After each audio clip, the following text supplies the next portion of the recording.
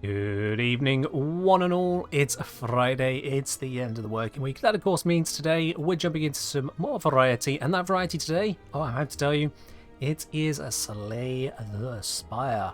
Welcome in, everybody. Hello there, Hermes. Hello there, Caster. Hello, Cosmo. Hello, Ray. Hope you're doing well. Hello there, Ladybug. Welcome on in, everybody. Hope you have had have had a good week, or at the very least, let's hope you have a good weekend to look forward to as we wrap up the week.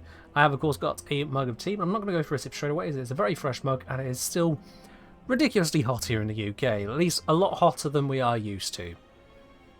So, yeah. Just slightly sweltering, actually. Well, but Hermes wants to hydrate anyway. So you know what? Emergency water it is. Huh. Yep. Emergency water it is. There we go. No more exams for you, Hermes? Nice. That is a good feeling, absolutely. I'm quite happy that I don't have to do any exams anymore, to be quite honest. I'm very happy with that. Good evening, Plus. Yo, Fly Thoughts, thank you very much for resubscribing there at Tier 1, up onto 7 months now. Good evening to you as well. Hope you're doing well there, Flo. Hope you are having yourself a good Friday. I was saying time to kill the tower. Oh, right, I see, Ladybug. No, wrong tower, not you, not you. Okay, we're killing the Spire, not the tower, the Spire. Very important distinction to make. But yes, today what I'd like to dive on into, and this is where we get that black screen as I click over. I don't know why that happens. I've spent quite a while searching to try and figure out why that happens. Excuse me.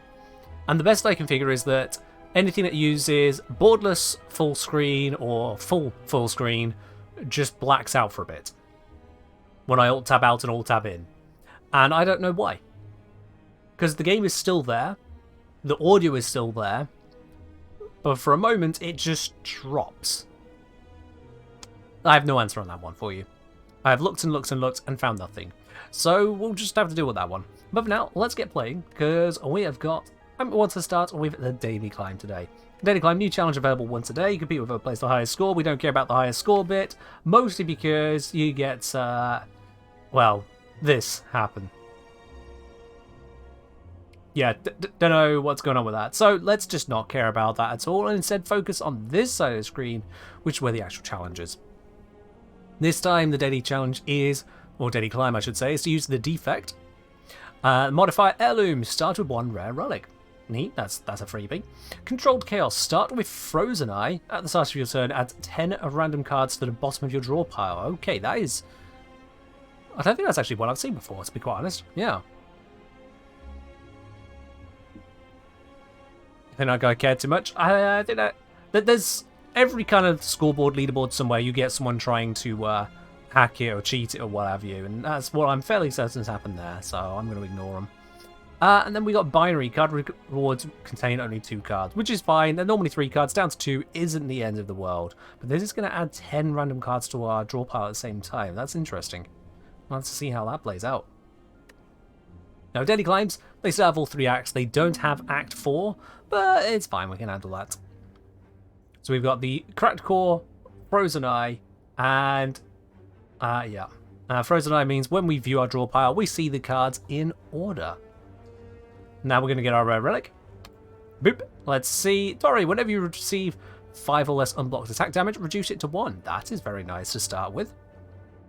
That is very, very nice to start with. If I can get hold of a tungsten rod to go with that, ooh, could be interesting. Alright, now because the daily climbs work that way, we start with the modifiers, we don't get to choose anything else from Yale there, but that's fine. Alright, okie dokie. Wow, there's a few shops right at the start there. Let's have a look as to how I would like to climb this. What I'm thinking is that because we're going to get constantly random cards, getting hold of any kind of relics that can work with those cards more effectively. 80% DR for chip damage. Very nice. Yo, Quintus, thank you very much for resubscribing at Tier 3 on 23 months. My god, man, that is a heck of a lot of support right there. Quintus, thank you very much for continuing that. And yeah, up to 80% damage reduction on chip damage. It is very, very nice to have indeed. It's not 80% overall, maximum 80%, but still very nice to have because every hit point counts in this game. Quintus, thank you very much. Right, let's see. what I'm thinking is I would like to go through as many elites as possible, and if I screw up, I screw up. We've got a couple of elites on this path here, so don't know that I want to swing by a shop this early on, so I'm going to swing through all of these guys and up that way. It's a lot of combats, but I think we can handle it. We got a lot of benefits in our favour. Except when the enemies immediately start with double attack opener, you know, that could be a bit more problematic. Right, so I've got dual cast here. Evoking that will deal 16 damage, which might kill one of these, but there's a 50-50 chance it'll just wound them both. I don't know if that would trigger their passive. No, it'd be attack damage. So if I do that first, even if they survive, I will definitely be able to take out this one. And then I can block most of the damage from that one. Or, actually no, I should be able to... Oh, that... no, their block would come in if I did the strike afterwards, so yeah. Yeah, I can block most of it. Is this Calevo? No. No. No. No. So yeah, let's open the dual cast. That did exactly what I hoped it wouldn't do, but fair enough. So I can take out this one directly here, and then, as I said, block to just kind of survive the majority of the damage. Now we can see here the cards will get in order, and we can also see the 10 that it added in. So it will even add in rare cards. Interesting. Well, that could be curious. It's going to give us a lot of powers this way, so I think anything that builds up onto using powers could be good, seeing as I'll get so many of them. Yeah, Malicitos, almost certainly, yeah. Skid Summoner's been released, by the way. Yes, I saw that, including that he can deal self-damage to himself if he doesn't hit enemies with an ability. Let's see exactly how that works out. That could be curious. Alright, well, turn 1 done. Let's see. And of course, I only took 1 damage there rather than 2 because I blocked it down to below 5. Now, I can do this and that. It's an easy win. Yeah. Which card to pick up? Gain 13 block, retain your hand, evoke your next orb and channel it. I don't actually want either of these because I don't want to fill up my deck with random cards. I'm going to go for that power focus because I expect to get so many power cards overall. Quick to say, don't know if you keep up with the Eve news. I don't. But Perimeter Keepstar is about to burn along with every Sotoyo and Heisei. Why the Sotoyos in particular, but Perimeter Keepstar burning? Damn. It's about time that some people decided to throw their weight at it, but it'll just get replaced by another one. Yeah, it's such a financial incentive to have the Perimeter Keepstar, it's just going to get replaced by another one. Whoever can hold the fort will win the fort. Cannot be replaced as of 2 days ago. Oh, okay, so CCP changed the rules, right. Fair enough. External structures are banned in high sec. I mean, they're still going to have the market then. It'll just get replaced with, rather than a Keepstar, it'll get replaced with a, what do you call it? Fortizar, I want to say? Probably a Fortizar, yeah. Alright, let's start with the lightning and then a couple strikes, because he's not attacking first turn. Boppity-pop. Easy peasy.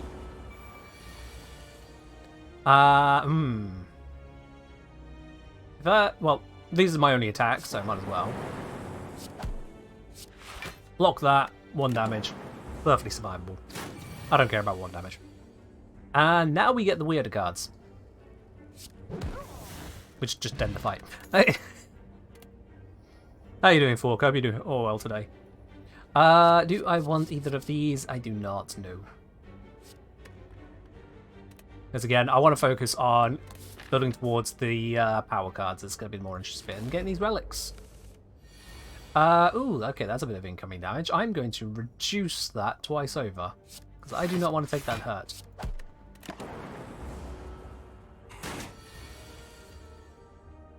Alright, now I'm not being attacked, so I might as well just go all out on the offensive things. And then the weirder cards, once again. This time I can do 18 damage, which is a kill. Alright. We had lethal.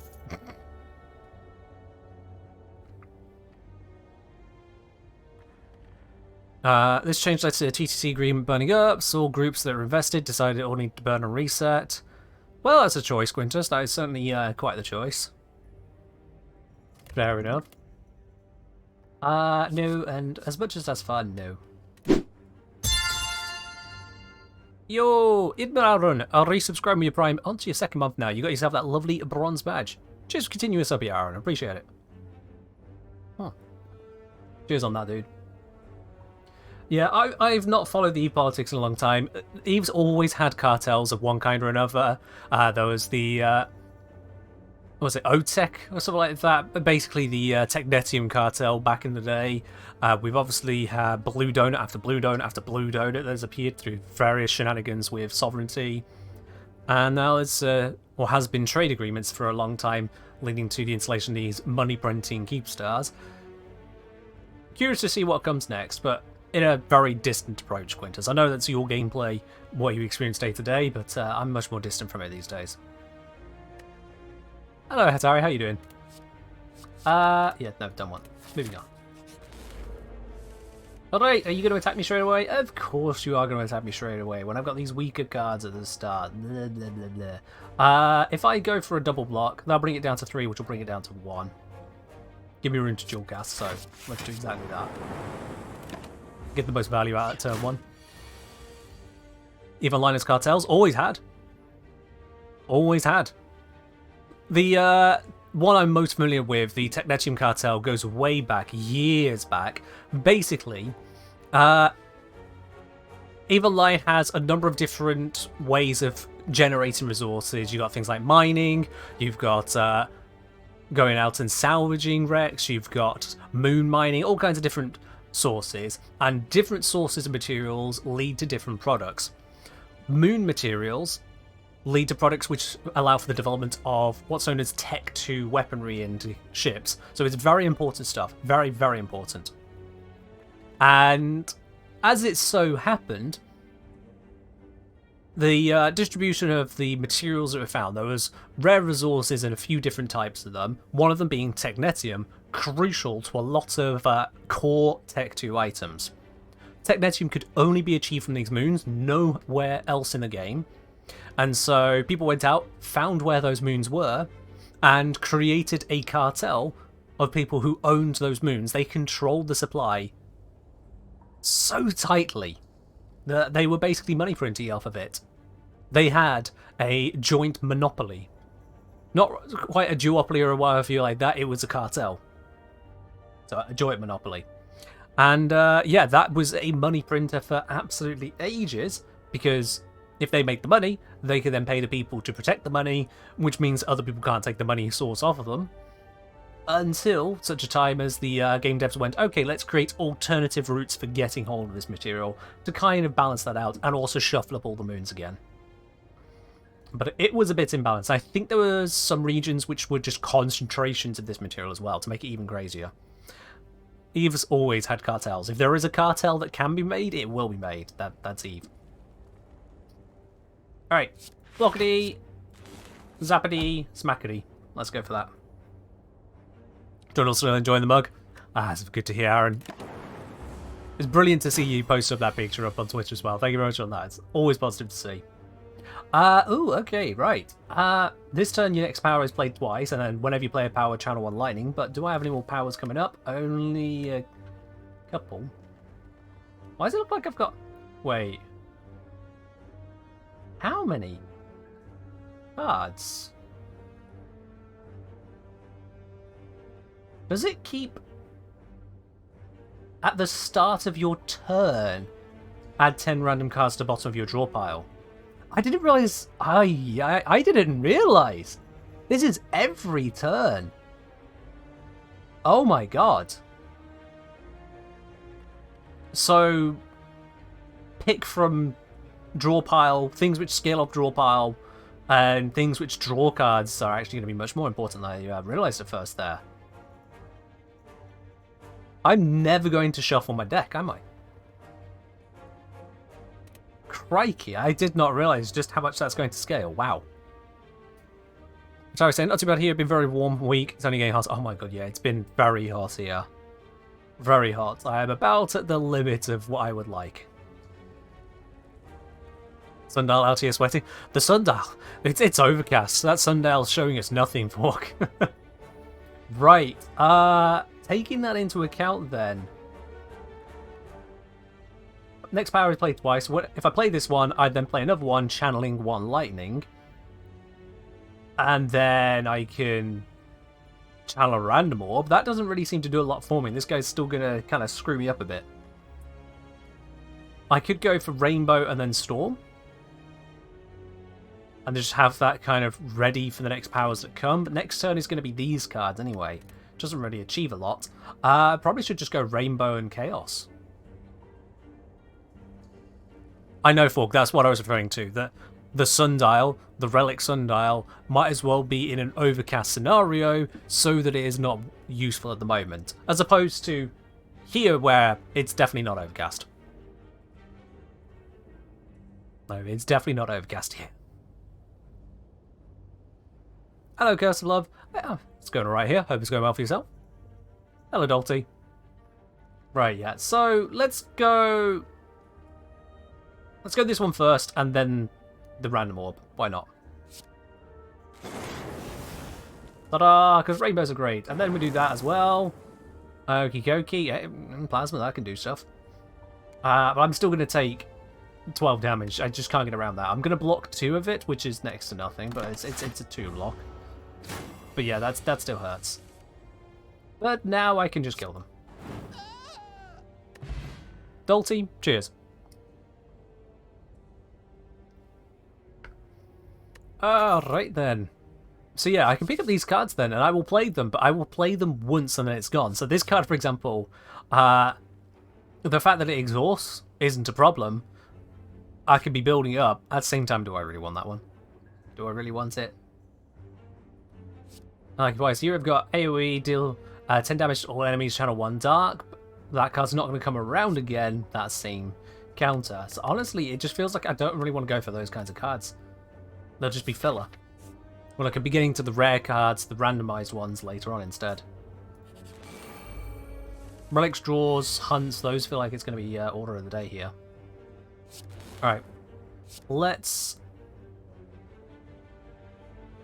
block. If I block, I'll take 1 and then 6. I don't really want that, so I'm going to block again. Because then I'll take nothing and 1, which is a lot better. 6 times better. Ta-da! Okay, well now it's happening again, and I don't have the means to defend against it quite so much. That's a bit annoying. I'm obviously going to have to do that.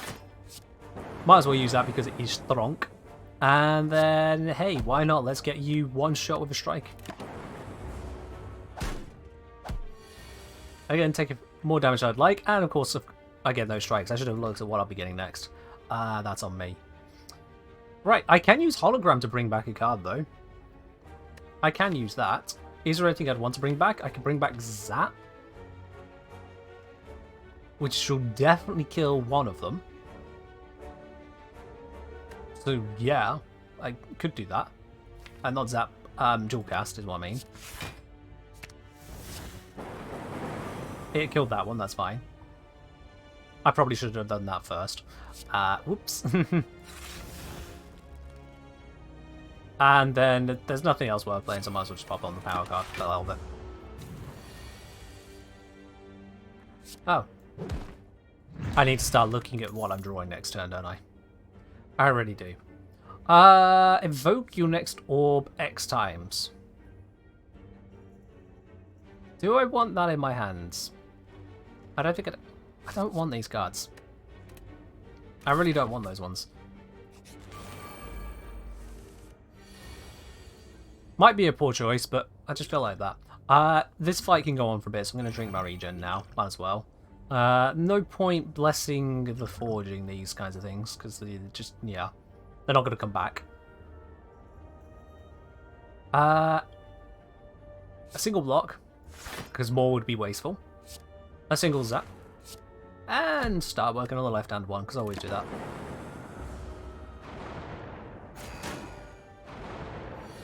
Beautiful.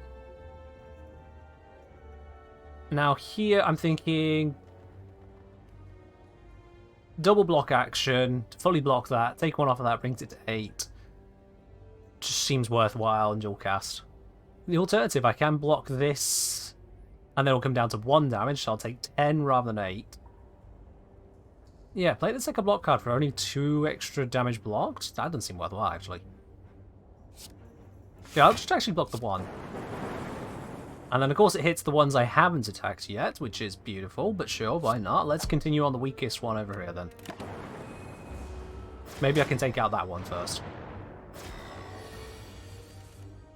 Now we get into these cards. And Seek, put 1 card from your draw pile into your hand. Ah. Aha. Now getting these allows me to start making things happen. Okay, I can go for intentional stuff. What can I do?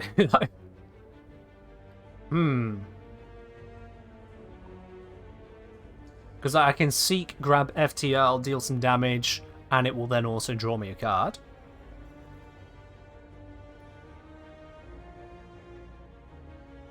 So I could definitely do that. And then it'll draw Heat Sinks, which is when you play a power, gain a card. Yeah. It's an option. Doesn't really do a whole lot in the end. But it's an option. It would then allow me to play Heat Sinks. And draw the 1 for Storm. Using the other Seek. I could do that. Blah, blah, blah, blah, blah, blah, blah, blah. I might be overthinking this, to be quite honest. I might just be overthinking this.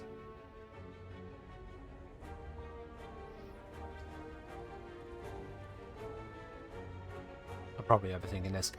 So let's just do exactly that. Seek, let's grab... Oh, and now it's sorted by rarity. Seek FTL. Damage, get the draw. Do I want to play this one now? No, I don't. Pop you, pop this, grab the Storm. We pop that one, then we pop this one, which will generate that, and then we can pop this as well.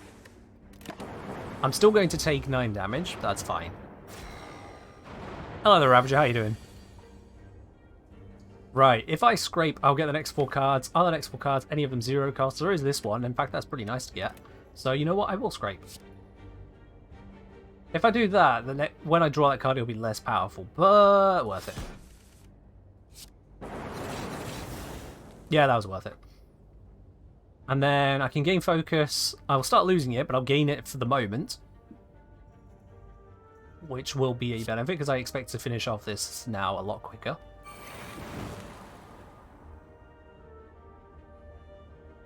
Gain block equal to the number of cards in your discard pile. That's a little bit crazy. But I'm going to gain 12 block here, so I don't need to do that anyway.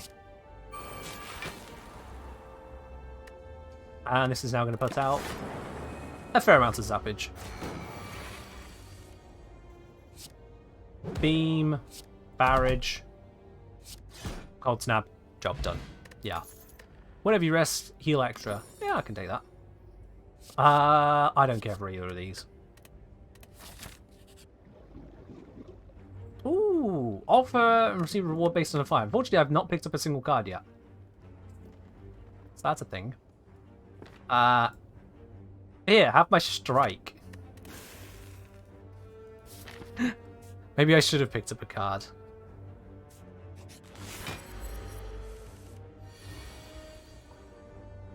Alright, what I can actually do here is just cycle through these first couple of turns. Here we are, and get to the ones which actually matter. So I can do that. Just kind of build and invest, and then start doing stuff. Right. Whenever I receive damage, channel lightning. Yeah, that sounds cool.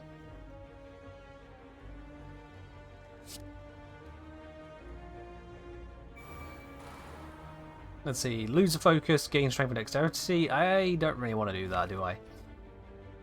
No, because gaining focus isn't that easy to do. So I will not do that. I'll do that to get the energy next turn. The rest of this is pointless. So I'll just not. Okay, no power cards for that to work on, but I can seek for them. What can I seek for, power card-wise? The first card you play each turn is played twice. Sounds pretty cool to me. Because I can double up on that as well. Sorry, let's do that. For the hell of it. I know I'm taking damage. Actually, yeah, I'm taking damage. I can reboot. It's fine. Let's do this. So, let's seek. Let's grab you. Let's amplify it. Reboot. We do get some defense in the end, though I can block a little bit. Or I can grab 2 orb slots. I think blocking is the smarter idea here.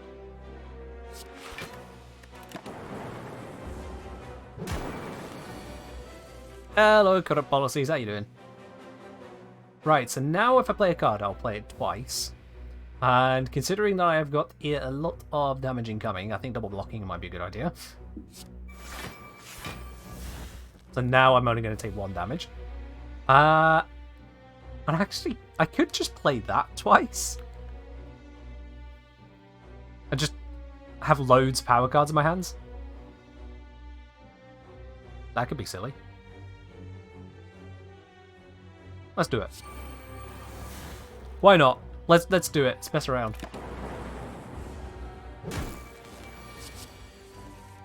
I now have a heck of a lot of energy to play with as well.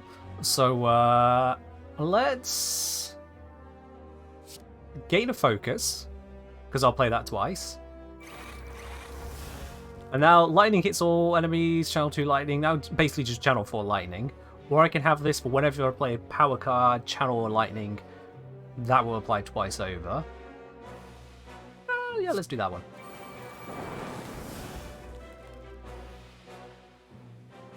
Because then I can do this. It's just going to start getting a little bit silly. And yeah, just throw in a dark for good measure. Just need Mummified Hand and Bird-Faced Urn. I don't actually remember what those two do off the top of my head, to be quite honest with you. I could block, but I feel like it's not going to be needed. Yeah, it wasn't needed. There we are. Power cards are nice. Do I want to pick up this one? On your hand, when you play a power, run card in your hand becomes 0. Oh, yes, that would be a very nice one. But face, when you play a power, heal 2. Also nice. Those two would be very good pickups, wouldn't they? Yeah. I actually kind of want this. I'm going to go so heavily into powers, I actually want that. Right. The Illusion of Choice. First time you lose HP, draw 3 cards. That's nice. Hello, you problem. I'm actually going to double block on... no, I don't. No, I can single block. It's worth it.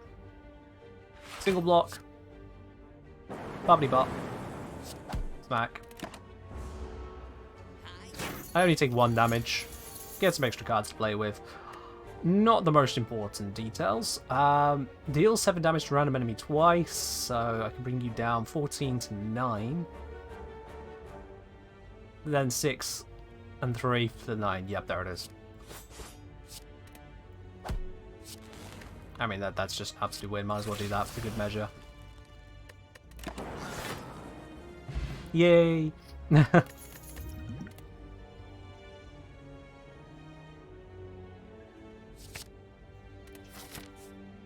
Might not be the right choice, but I did it anyway. I would like to rest, just because my health was a little bit on the lower side there. Oh, that's a lot of unpleasant things.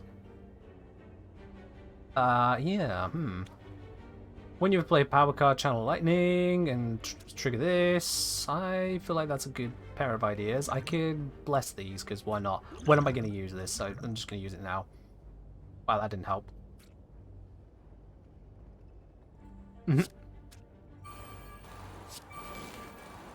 And then block as much as I can as well. Because, unless... Oh, I could just take out 1.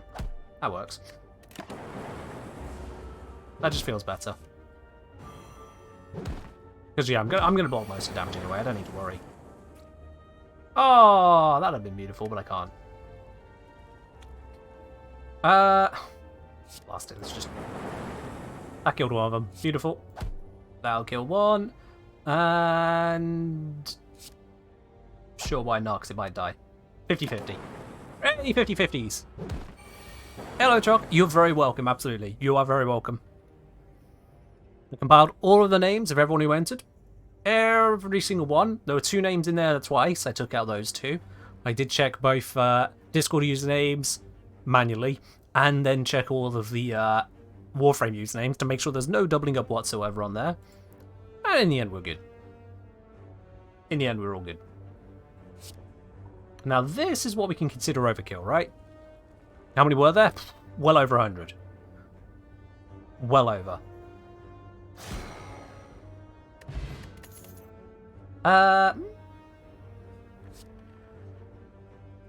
Yes, I do like that power card.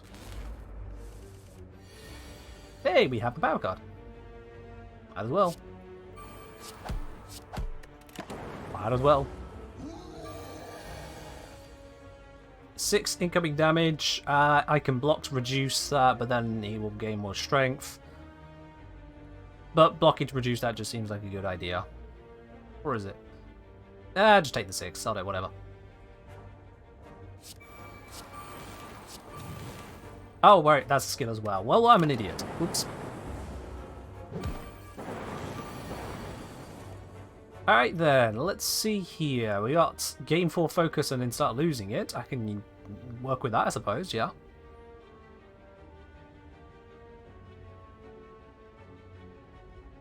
Is it possible for me to just avoid taking most of this damage? Because that would be nice. It's 24 incoming because I'm also vulnerable.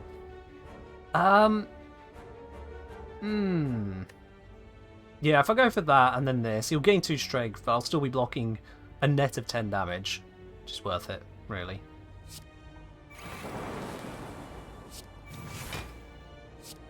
And then we do this, we do that, and as much as I can cast this, oh, not a net of 10, net of 9, whoops. If I do this, I'll end up making him hit me for 30, and I won't kill him, will I? Actually. Oh, wait, no. Yeah, it's 21 if I do this, that kills him. Never mind, that's the best thing to do. I'm being silly. I was just being silly, chat, it's fine. I'm not going to grab another one of those. No. Yes, no, yes, yes. Power cards! All the power cards! It may be a mistake, it probably is a mistake, but all the power cards! And now I'm going to loop. And dual cast. And of course it splits the damage, because why not? I'm actually, rather than a zap, I'm gonna make sure I take one of these out. Yeah. Because otherwise that'll be painful.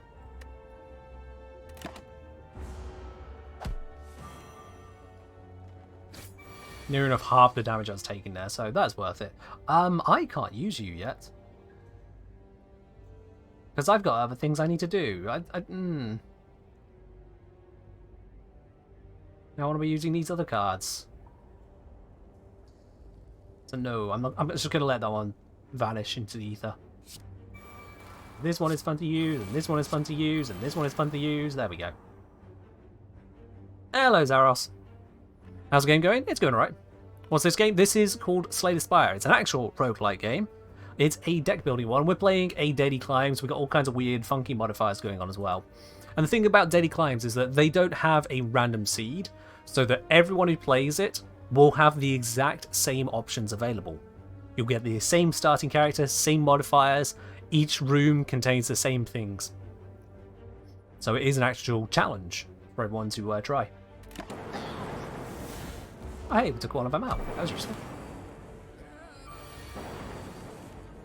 Alright, this one is trying to murder me. Can I murder him first? Yes. Good. Maybe.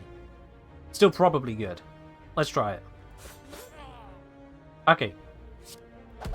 Yeah, definitely murdered. Definitely murdered. We're fine.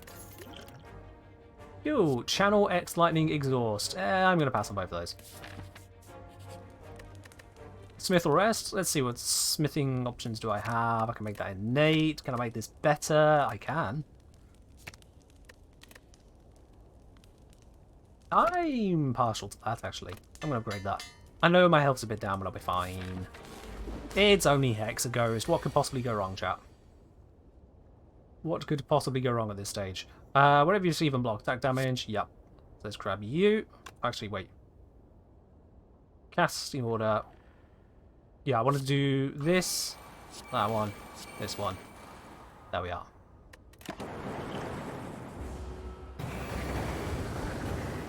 Uh, 6x6 is unfortunately not going to work with Tori. And I don't have a way to weaken it. I didn't get a weak potion. That's a little bit problematic. Shock. Cheers. So, I am going to cry slightly. Plated armor would just evaporate here, so that'd be wasteful. So I could just defend a bit, take off 5 of the damage that's incoming, and then otherwise dual cast and storm it, I guess. Yeah. Just get some damage in and then pop in another lightning behind the back of it. I'm going to take a fair amount of damage here, but the Hex Ghost is also going to take quite a bit of damage too, which, you know what, I think is a pretty fair trade. I get hurt, it gets obliterated. That works. Gain energy, put a Void into a discard pile. That's why Void is free here. Because that goes into my discard, which I'm never going to draw, that's actually completely free. I'm fine with that. Hyper Beam, on the other hand, lose 3 focus, I'm building storms, that would be a bad idea. So, yeah, I'm actually going to go with... Straight away pop that, because it's just free. Grab this, which will also deal some more damage. I can grab this, which will deal damage, bring around one of those, and then I will also gain some block at the end of my turn, reducing this to 1 damage. Actually, I might as well just reduce it fully. Sod it. Yeah, what else am I going to do here? And then just a little bit of extra damage, because I can. I know I can use these cards, but they just don't seem worthwhile right now. I can hold out. I can hold out. Alright, so I have 2 damage incoming. So that is fine. Gain block equal to number of cards in discard pile. I could have 0 damage incoming. In multiple different ways. That's kind of crazy. Alternatively, is there anything I can pick up here?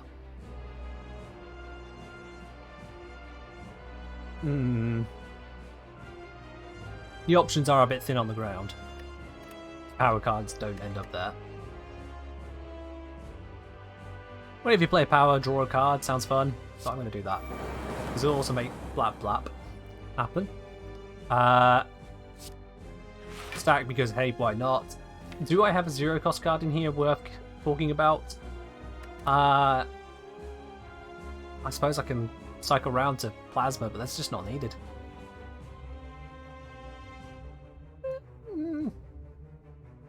Actually, yeah, no, yeah, let's do it.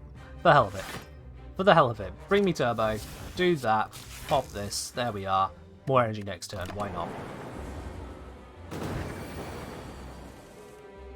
Why not? So, now... So many Hyper Beams. Do I want to keep looking at Hyper Beams? Oh, actually, if I had Hyper Beam and then Hyper Beam, I'd kill it. Oh, there's another Hyper Beam. There is. Fair enough, right, well, there we are. I said I didn't want to go the Hyper Beam route, but I guess I am. Oh, wait, it's up here now.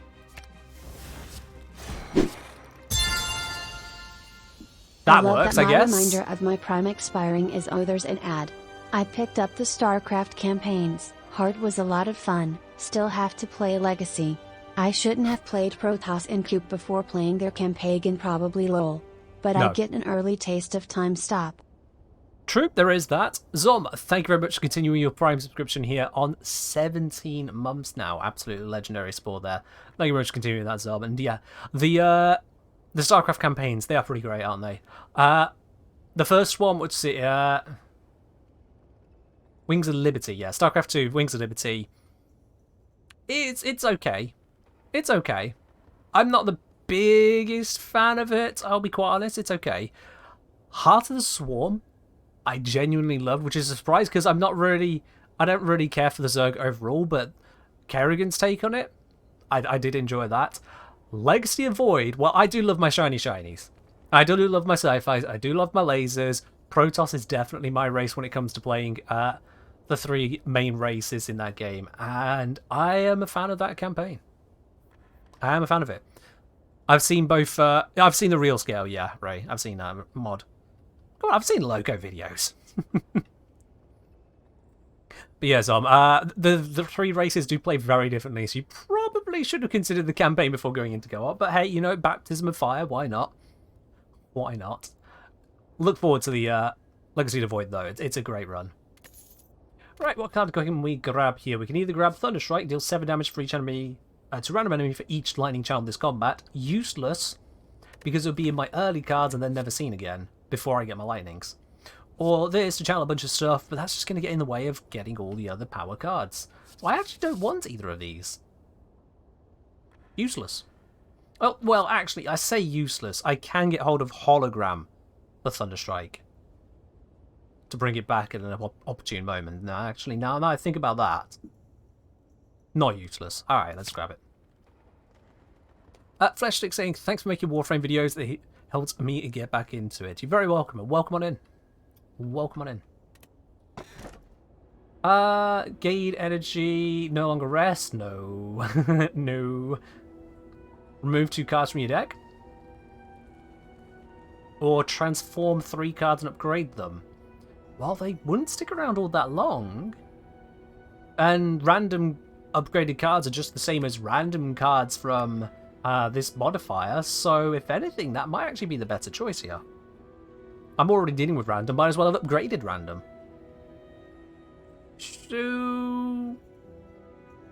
Sod it. Sod it. Let's cycle through these ones. Oh god, it was too quick. Show me what that was. So we got Chill. That's actually pretty good. An upgraded Chill, so we can get some Frost right off the bat for defensive purposes. That's nice. Evoke your next orb X+1 times. This is workable. Especially with the Frost, that can help. And then Melter. Melter is just a great one to have. Having that early on can actually help in some fights in particular. The fight depicted on the card, Melt can help a lot for. So yeah, that's actually some good pickups right there. I'm very happy with how that went. That was perfect. Right, I've got a lot of gold, and there is a shop right there. It seems pretty obvious to me that that's what I'd want to do, but then... Oh, but I can go up here and get that shop and get 2 elites, whereas if I go this shop, I can get 1. 2 elites still, so actually, yeah. We'll go for the early shop. Go for the early shop, because if I can't afford it with 400 gold, I don't want it. Whatever it might be. Alright, this is a freebie, so... Sure, let's do it. And now I have to start thinking, what do I want to do here? If I multicast this, I will get 8 damage out 4 times at 32 damage, which is not enough to consider. This one's going to hit me for 10, even with that. What other options do I have here? That's not worth it right now. I could just start putting on some power cards, that would make sense. When I receive unblocked, channel 2 lightning. When you play power, channel lightning. I'm going to get some unblocked damage, so actually that's that and good. And then this. Yeah, let's do that. Do this, do that, do that. Seems smart to me. Because now I'm going to get attacked. I'm going to draw some cards. I'm going to channel some lightnings. Not as much lightning as I thought I'd channel. Okay. I think I'm about to sneeze, actually. Ah, there it is. Oh yeah, that's what happened. The second Frost Orb evoked and blocked the incoming damage, didn't it? Forgot to use a free multicast? Oh, right, yeah, I could have done that. It didn't matter in the end flow. But yes, you're very right. X+1, I forgot about that. I channeled sneeze? Yes, I did. Right. Whenever you play a power card, channel a lightning. I mean, let's just keep stacking these. These are fun to stack. And then put a power in, trigger the passive. But just gonna channel all the lightnings possible. Because it's fun. If I can get a relic for power, for focus, that'd be nice. Biased cognition. Gain 4 focus. Yep. I don't care about the dazed. It's not going to matter. In fact, where did that dazed get put? All the way down there. Yeah, good luck. And then death. So it turns out that this daily climb might be a little bit funky. Just a little bit. I'm going to skip both of these. I want shop. Duplicate a card in your deck. Oh, do I do that? Do I duplicate a card in my deck? Because I could duplicate this and get yet another static discharge upgraded in my earlier cards. So that when I receive a blocked attack damage, I would channel 4 lightning. It's just too much fun. I don't care if it's not the right call or not. It's just too much fun to just ignore it. I've got to do that. Oh, yeah, sorry. I have left the Warframe Arsenal overlay enabled. Let me fix that. That is in extensions, Warframe Arsenal. Boot, that's gone now. Anyone who joins in now won't have that. Enjoy the brief black screen interludes. Alright, shoppies, what we gotties. At start of combat, channel dark, that's going to be wasted. Cards containing strike deal additional damage, that's going to be wasted. Start each elite combat with 2 strength, that's going to be wasted.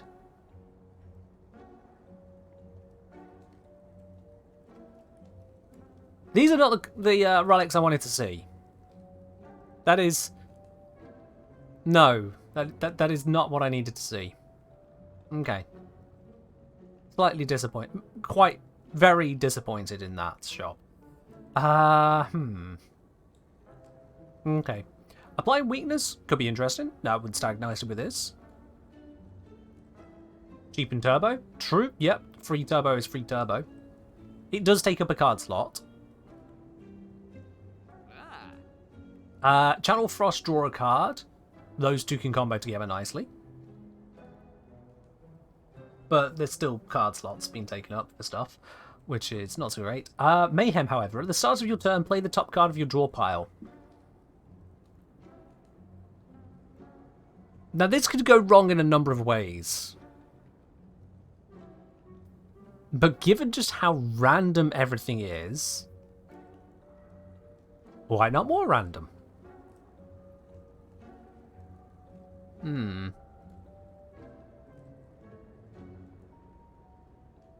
Feels like I can always not play it if I'm against an enemy where random cards can be massively detrimental to me. No, I don't actually want this. No. For the very simple reason that Hyper Beam exists. If Mayhem Hyper Beams, I lose so much focus, it can just completely kill me. Yeah, for the existence of Hyper Beam ruins this. Damn. That's a shame. If I hadn't gone a power build, it'd have been fine, but I have gone a power build, so it wouldn't be fine. Yeah, so let's not do that. The free weak is still fun, though, so sure, why not? Let's grab that one. That can save my ass. And whilst we're at it, might as well get rid of a strike no one ever needs to see. And I guess I'll hold the rest of the coins until I come across something else, I suppose. Because I don't want this. Drawing 3 cards? Okay, I do want that. That can come in handy. Okay, free card. Free weak. Which now interacts with Tori, so that's helpful. Free melter. Well, not free, but very effective melter, so hey, why not? Storm. And you know what? Let's actually take even less damage.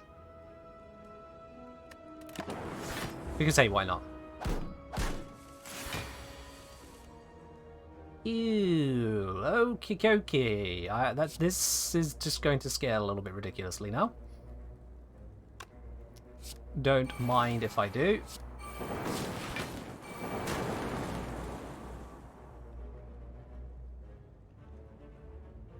I got fed up with RNG, now he's weaponizing it. I've always weaponized RNG. It's just it also tries to weaponize itself against me. Free evoke. May as well, I guess. I mean, why not? Hello, Eddie.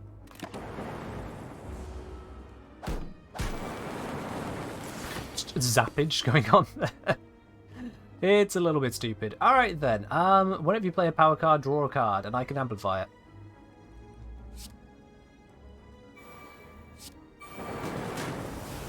Well, that was over quick. Never mind, didn't even need to amplify it. Yep. Yeah, daily climbs can be a bit silly, chat. If you've never played a daily climb before, you might be missing out, because they can get rather silly. I am going to weaken you, because at some point you are going to want to attack me. And now we can play these in correct order. When you play a power card, channel lightning. At the start of your turn, passive trigger, and whenever you get attacked, channel 2 lightning. Because power cards! Great! She's the one that's... Why are you double blocking, but you're the one attacking? When did they get smart enough to realise which one of them was weakened? That's not fair. That's not how the game works. It's exactly how the game works, but I'm still going to complain about it. Right then. What do I think of Nyx? Nyx is a powerful but slightly clunky frame. But still powerful. Let's just smack you because screw you. There we are. And I'm going to take only 1 damage from you, so that's fine. Channel or evoke? Evoke. Yeah, it'll do.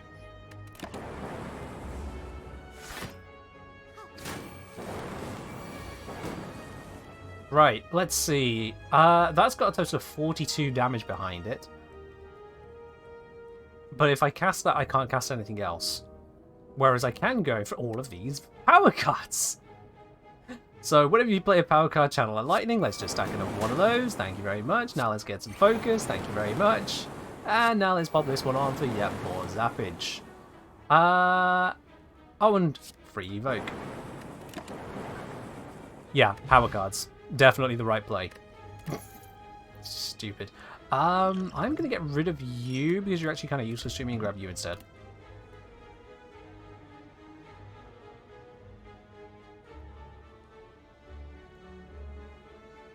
No. No. I don't need it. I don't need it. I don't need it. I just don't need power cards. Alright, let's bump these. When you play power, yeah, it's those ones first. Power, and power, and more power. And I've got loads of blockage going on. In fact, how much blockage is that? 4, 8, so I'll have 7 left over. Nothing reduced, and then I'll take 7 damage, it looks like. This is acceptable. Yes.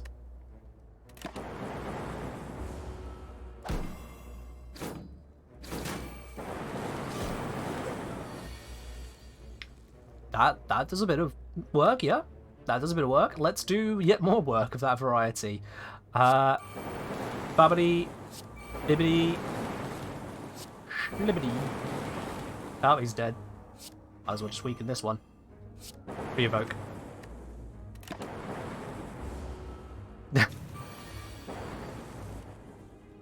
Get 'em, boys, he says to absolutely no one. Yeah, I'm just as confused as you. Deal 7 damage to random enemy for each lightning channeled this combat. Channeled 16 lightning. You don't need to be a mathematician to realize that this is going to be sufficient. And there's no other discussion that needs to be had at this point. I just play the card, don't I? And death.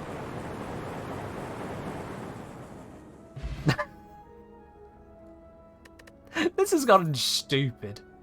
At the start of boss combats, heal 25 hit points. Don't mind if I do. Add a card. Pass. They aren't more lightning, so pass. Let's swing up through here, because I can upgrade and see whatever that weirdy thing is. Smith.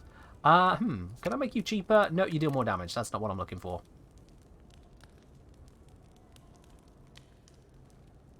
Apply to weak to all enemies? Don't mind if I do. That's a neat little upgrade right there, actually. I'm quite happy with that one. Get jaxed. Lose 3 hit points, gain 2 strength. No. Transform 2 cards. No. Obtain special relic. Gain strength at start of combat. None of this is what I want. I mean, I can transform my remaining strike and defense. Yeah, it's odd. Let's see what we got. What did we get? We got boot sequence. Innate, gain 10 block. Innate, it's fine. It's 10 block. And it's free, actually, so, yeah. Sweeping beam, deal 6 damage to all enemies, draw a card. That's actually useful. That's useful. That's a direct upgrade to strike, so yeah, I'm quite happy with that. It's directly upgraded my 2 cards there. Apparently we're going for a fruit run.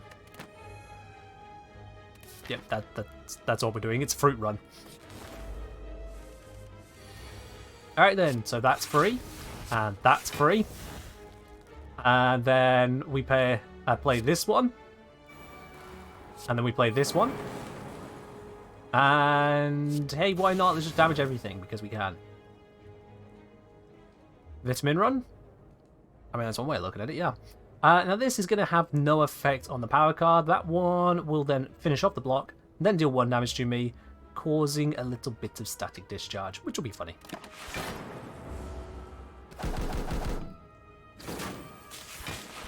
There it is. Ooh, powers, and also free. Free cards are fun. That's always so silly to me. That's always so silly. Every single time that happens, it's just get wrecked. Right, when I play Power Channel Lightning, and when I play Power Channel Lightning, and when I receive a block damage, channel... Oh.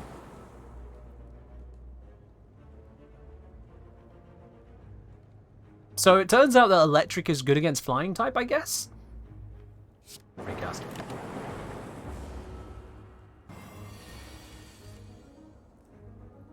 Yeah, that's a thing. Right then, let's see. What are options now? I can turbo, bullseye, cold snap, rainbow, all the fun stuff. Holograms available. Hologram I can use to bring back Thunderstrike, which is actually probably the correct answer here. Yeah, turbo, hologram, you. It's 70 damage. Like, it's not even close to fair.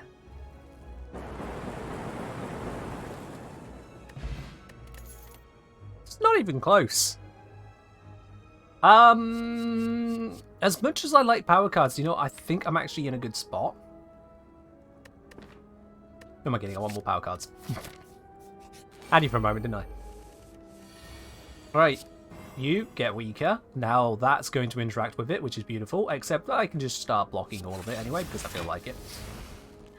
And then power card, and then power card.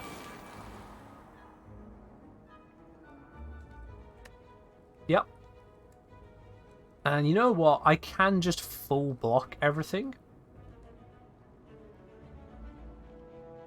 Or I can deal more damage. There I take 1 damage, but then it allows me to get more cards. And actually I've got too many cards. Actually got too many. But it's fine, we'll just pop this one on, and then we'll pop this one on. And then we'll pop this one on. And, oh, it's dead. It's dead. Why do I have so many cards to draw, but the smithing screen is so small? Because that is this one here, Controlled Chaos. So I start with Frozen Eye. At the start of my turn, add 10 random cards to the bottom of my draw pile. Every single turn. Seeing as I'm only drawing between 5 and 8 cards per turn, I will always have more cards left to draw. Which is great, I could just build around never getting cards back again, it's fine. Choose a random power card. Oh, you're replacing that.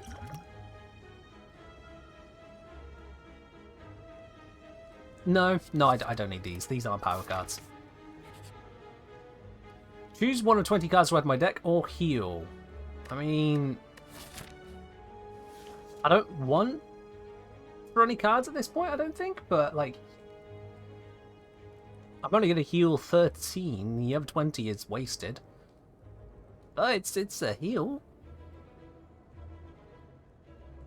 Yeah, I can't think of a card I'd need right now, so I'm just gonna go for heals. As much more power cards is fun. I'll take the free HP. Sod it. Right then, let's just waste this so you get rid of your artifacts, and then let's freebie and the other freebie. Power.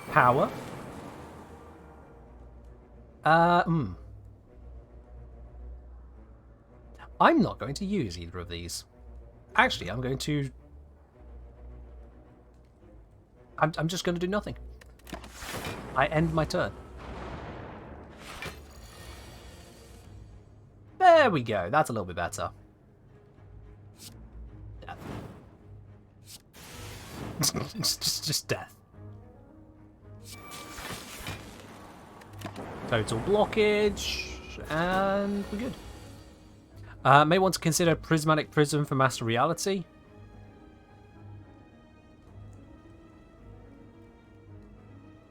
Oh, all cards added to deck during combat are upgraded. Ah, right. I don't know if that would work with Control Chaos. Don't know if it would. Negative effects like Daze are essentially useless. Well, they get shuffled in here, so they'll still have an effect, but it's a lot harder for them to have an effect. And if they're put into the discard pile, like these ones, then yeah, 100%. If they go in the discard, they will never affect me. But any that go into the draw pile could, it's just a lot harder. Right, that's... lethal. Yeah. That early on, it's lethal. I don't need either of these. In fact, that's a bad card to have for this kind of setup, so I'm just going to ignore these and move along. Ooh, hello. Alright, well, some of these cards are less effective here. Specifically this one, but it's fine. Let's pop this, pop that. When attacked, block more. I'm going to fully block anyway, so it doesn't matter. And... I guess I'll draw cast. Why not? Right, let's make it weaker, because it's funny. And then let's... storm and loop. Now, it's going to start dealing some damage to me, which in turn is going to start dealing damage to itself. And those goes into my discard. Again, it's not a problem. You like how there's a random hand holding a sword? Well, it's actually coming from the book. It's the Book of Stabbing Yeti. So the this mini-boss, as it were, this elite, is a magical book which is very malicious. Unfortunately for the buck, I am more malicious. I could do this, but that's going to do 56 damage. It'll still have 40 health left over, which is not really what I want, because then I get hurt. So I can do this instead and just focus on the power cards, because this will mean I take only 1 damage. That seems better to me. And I still bring it down most of the damage this would have done, so that's fine. And free stab. Free zap, I should say.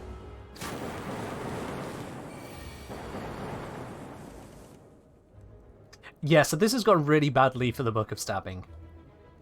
And I can double my energy.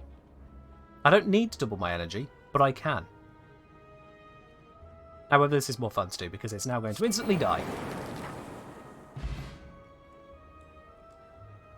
You shouldn't trust books. Books are fine. It's evil books of stabbing. You know, always read what the book says. You don't want to just buy any old random book. Always check your books, people. That's what it means. Potions always appear in rewards. Cute. I don't want either of these. Let's move along. I'm not going to heal up 3 hit points when I can smith instead. And by smithing, I can... Make that innate. That seems wasteful. I can make it where this triggers twice, but do I really care? I can make it where that's a bit more block. Do I really care? I can make it where this is free. I think out of everything, just the free card is probably the most effective here. I can get around to playing that, but it's not come up that often. I usually just skill by sheer powerage. So free cast sounds fun. Just allows me to do more.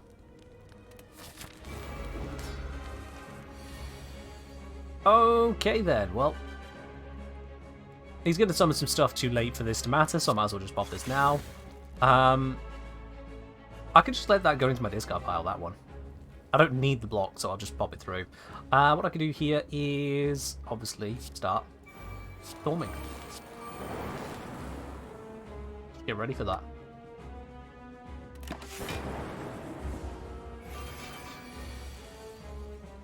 Right then, free lightning. This one's confused as to where its head was gone. The question mark is we don't know what it's going to do. It's going to do something that's not attacking, not defending. It's doing something odd. Why do I have such a little number of cards on the smithing screen? All the other ones upgraded? Chop, we just went over this. Yeah, I've only got 17 cards, and they're already mostly upgraded, and the rest I'm picking up are from the Control Chaos. So yeah, you already know your answer on that one, Choc.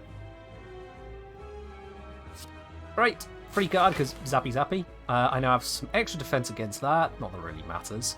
And let's see, you first, then you. And I'm just going to go for the free damage, because I can draw a card, but the card's not going to be helpful here. So,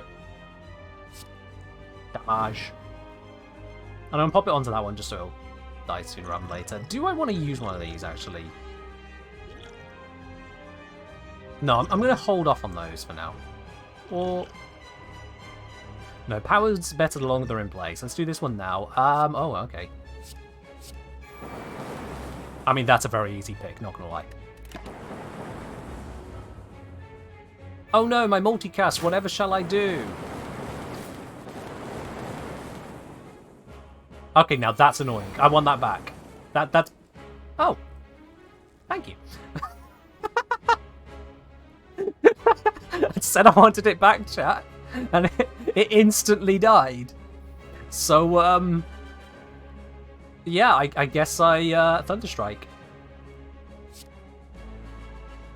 But 17 lots of 7 damage, which is 70 plus 49, 119 damage split across these two. Or I could get the other... no, I do this. This is clearly the correct answer. Because it's going to happen twice. I forgot. Got to mention.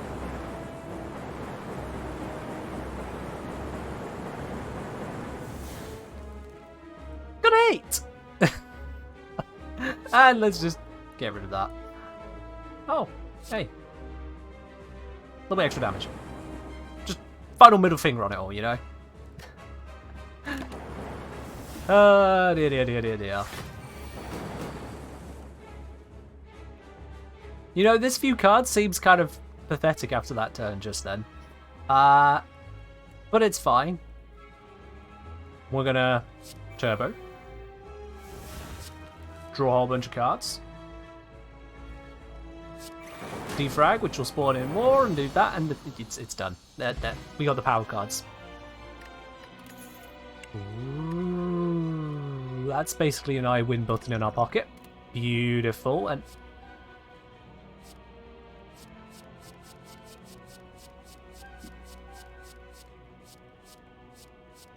I mean, which one do I pick? Do I pick the one that costs more than I can usually afford, or do I pick the one which synergizes with every single build I have, including this?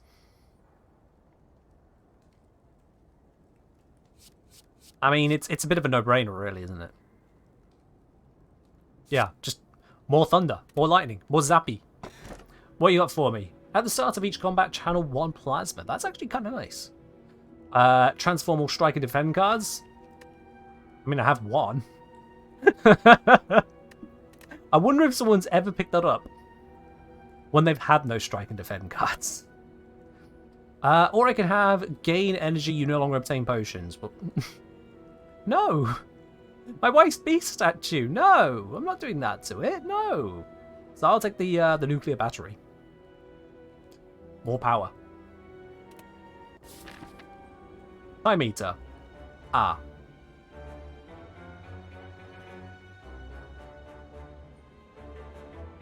Ah.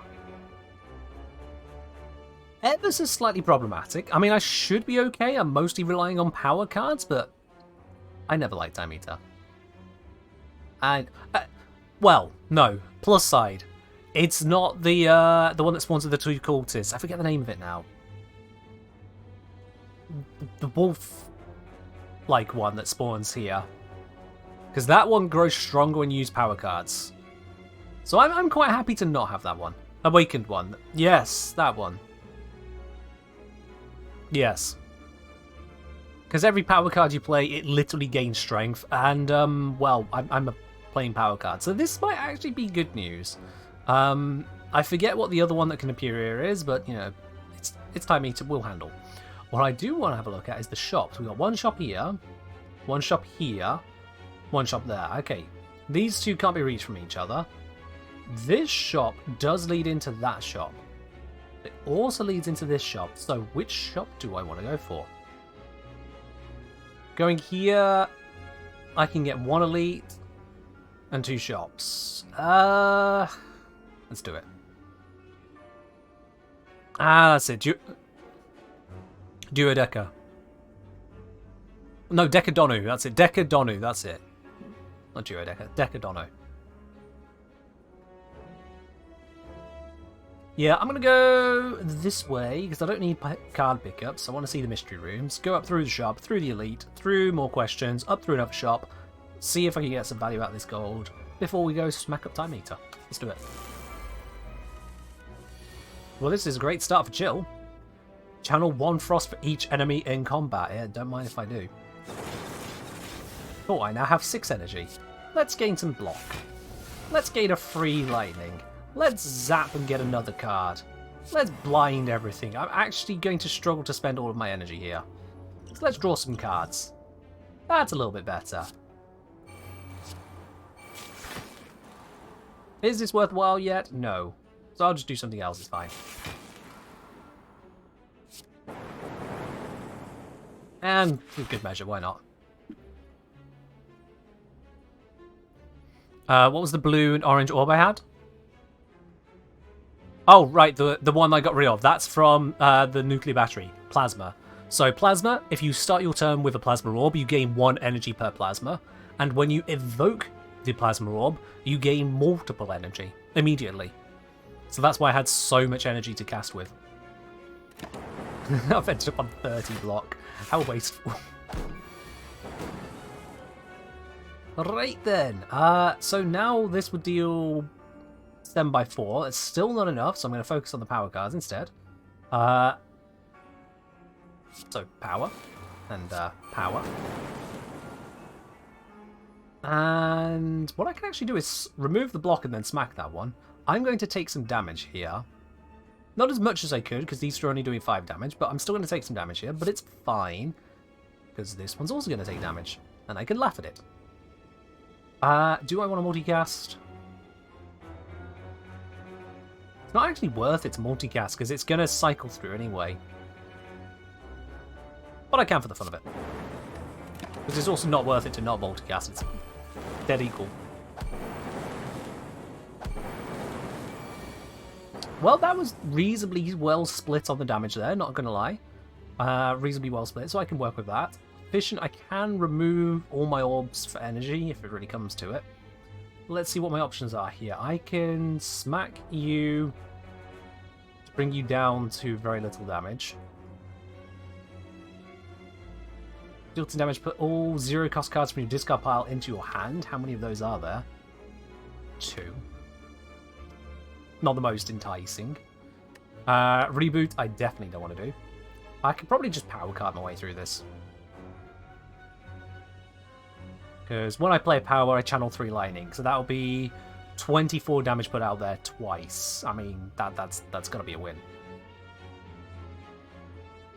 I'm just going to do that.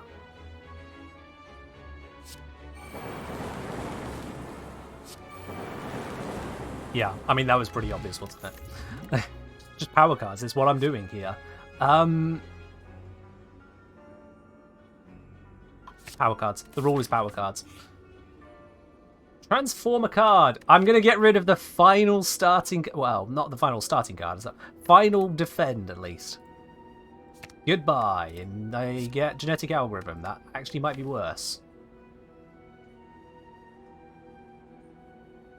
It gets better. But now it's worse. Right. Kill. Boot.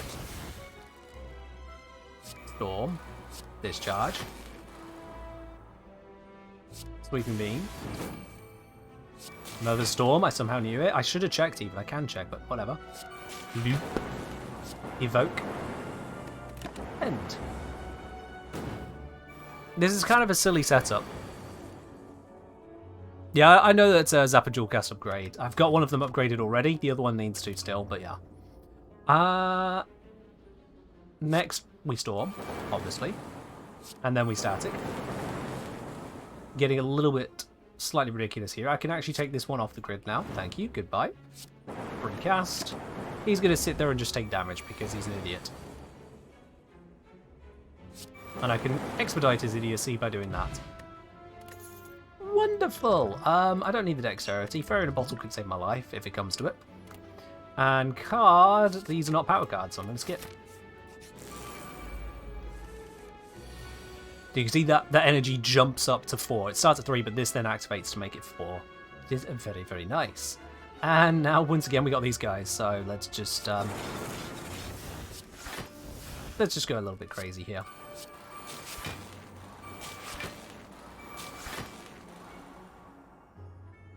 Can't afford to run that one. It's fine. It was worth it. Power cards come first. Freebie. Power card. Power card.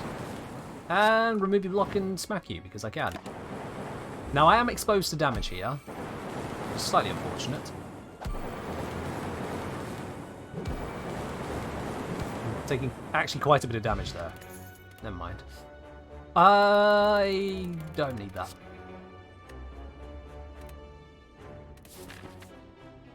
Yeah, this starts to get a little bit silly.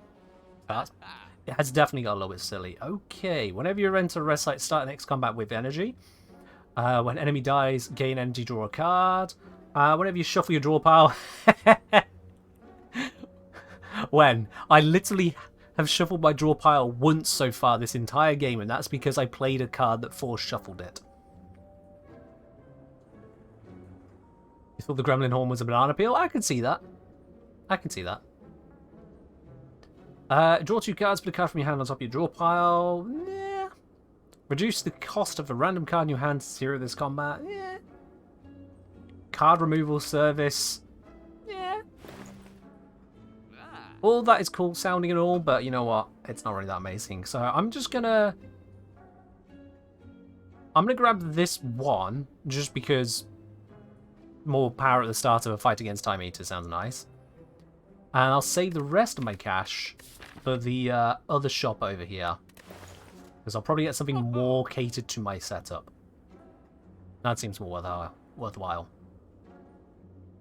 So yes, just this one will do for me. Thank you. Save the cash.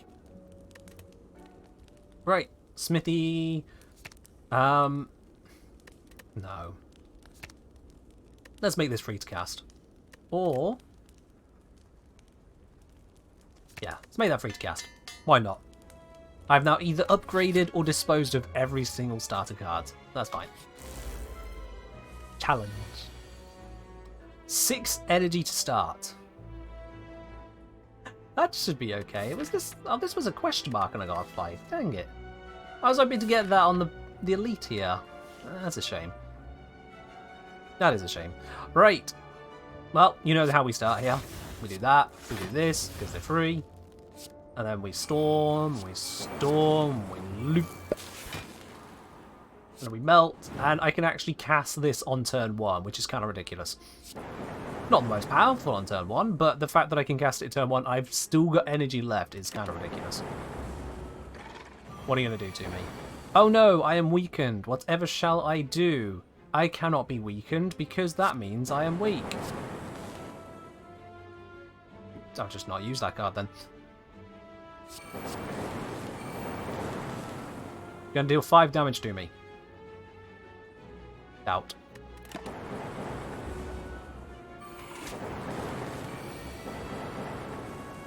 Enjoy your free blindness.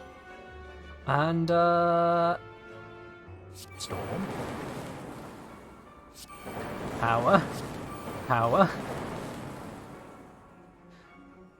You only got a score of 708? How did you only get 708? What did you do for?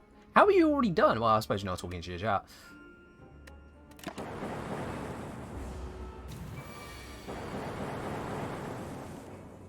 How much loop have I got? I've got 5 loop.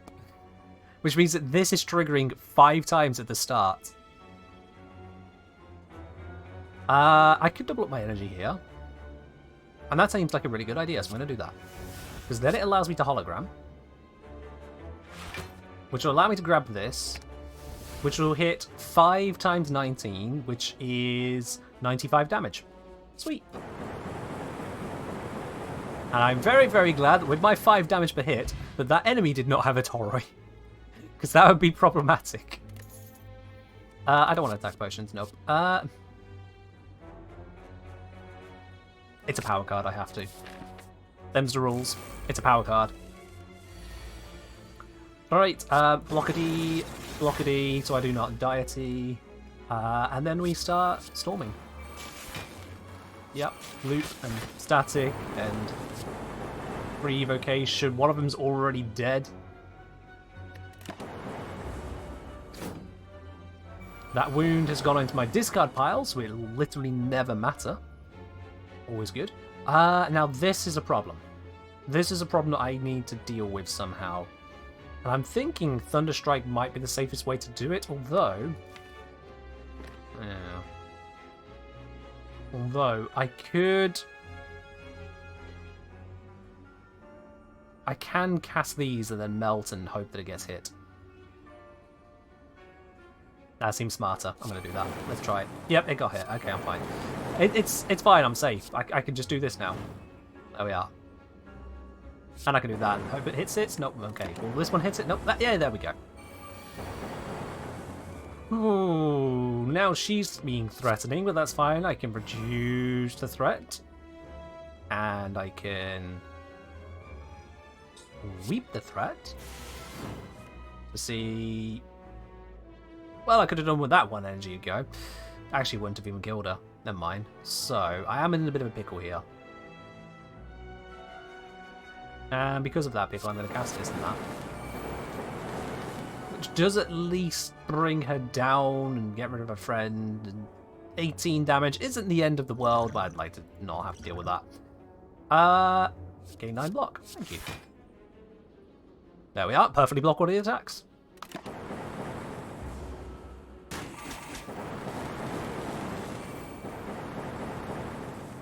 Got so much lightning. This is a ridiculous amount of lightning.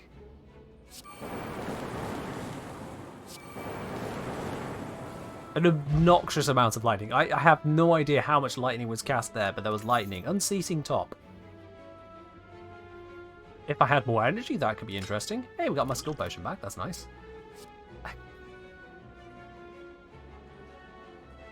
I don't need another chill. Unfortunately, however, a loop is a power card, and therefore I am contractually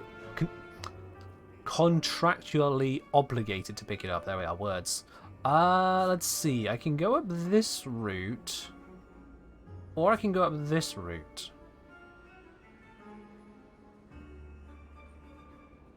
They're basically the same, other than the shop comes earlier, which could be to my benefit. So I'll take this route just because it's here. Oh, that's nice.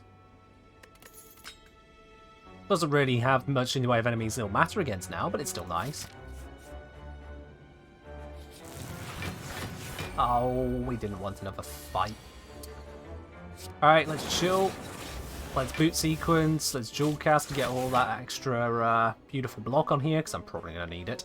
Let's storm. Let's sweep. Yep, got another power card, so I can ignore that. Let's loot. Let's static discharge. Because, yeah, that wouldn't be worth it at this point. Let's see. I've got 38 damage incoming here. Now, granted, I'm going to block the first all but 1 damage. But this one's going to smack me for 10 straight up. That's annoying. Actually, no, wait. Then this will help me out. I'll take even less. We'll see how much I take. I'm on 53. I will end my turn.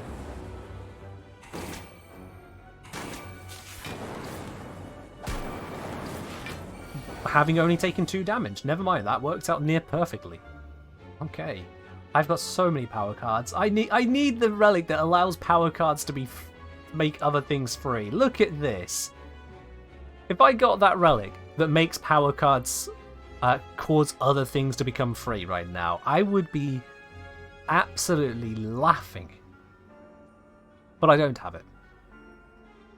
That's the one, Mummy Hand, yeah. Mummy Hand right now would be god tier, especially because it would chain react to make them all so free that then Unceasing Top would also kick in for the sheer amount of free and power cards I have, which would be bonkers.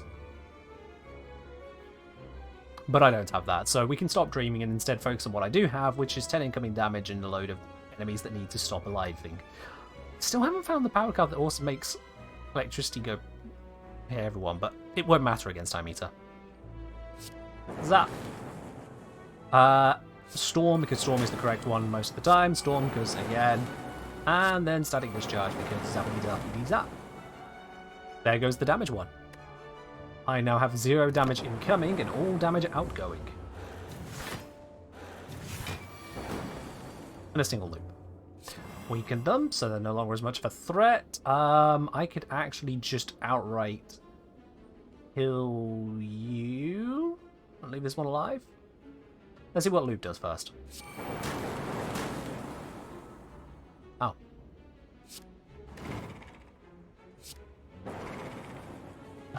That works. Don't need that. They are not power cards, so I will move on. Hello, Shopalicious. Prevent the first time you lose hit points each combat. Yeah. Start each combat with additional energy. Yeah. Upon pickup, brew 5 potions for days. Deal 7 damage for free, but it still takes up a card slot. Heal end of combat. It's not going to matter very soon. Add X random colorless cards to your hand. They cost 0 this turn, but they don't. They cost 1. You play the top 3 cards of your draw pile. I mean, I can see which ones those are, so those can be spicy. Actually, kind of like that over the skill potion. The point is, this shop is terrible. This is not what I need.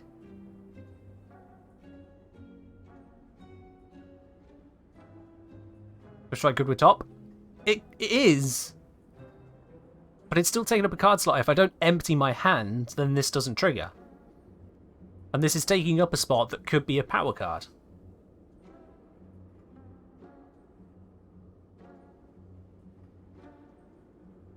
It just doesn't seem right.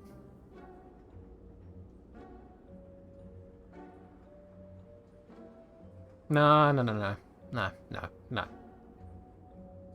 This whole shop just is not suitable. Lands would help with the initial combo. Yeah, that's the only good thing here. This is the only good thing here. So I'm going to take it. Looking at the map, I've got a question mark there. It might be a shop. Chance of it being a shop, though, is very, very low. So I am going to drop the skill potion. I'm going to grab this just because I can make value out of it. And whilst we're at it, is there anything I can remove here? This has not been upgraded. I'm getting rid of it. It's just not worth the spot. Cat person. Cats are better. Objectively. Ooh, definitely not a shop, but I can get a relic. Ooh. Oh, I've got to do that. I've got to do that. And it was the start of a boss fight as well, so this healed me. Hey, that's useful. Get weakened, chill power, another free card. Sweet, because I can. I guess I'll dual cast. I could X cast the plasma afterwards. That's silly. I'm not going to do that. In fact, for that matter. Yeah, this is really not the kind of setup I want. What's in my next 3 cards? Loop, Sight, Discharge, Zap. That might be worth just doing this? Is it? Or do I want to save that for Time Eater? Let's see. This will be my next hand. And I will have 4 energy if I don't get rid of this. I would be able to do all of it. And then it'll give me more energy, which will make up for the fact that I'll get some more stuff. Yeah, so I don't want to get rid of my plasma. So I will loop. Because that'll make the plasma trigger more when I put it in this spot by dual casting. And then if I use this one but leave that there, I will have what I need next. Hello there, Zach. You like this game a lot? It's a fun game, isn't it? Absolutely. Welcome in. So we'll just hit them once for 7. Oh, look at that. They are so close to a mode shift. 1 damage away from it. That's fine. So now they think they're about to try and destroy me. Unfortunately, I'm the engineer. I solve practical problems. That problem includes how to not get destroyed by this thing. So, lightning, storm, more storm. Now we got more power. More. So much for his stuff. More.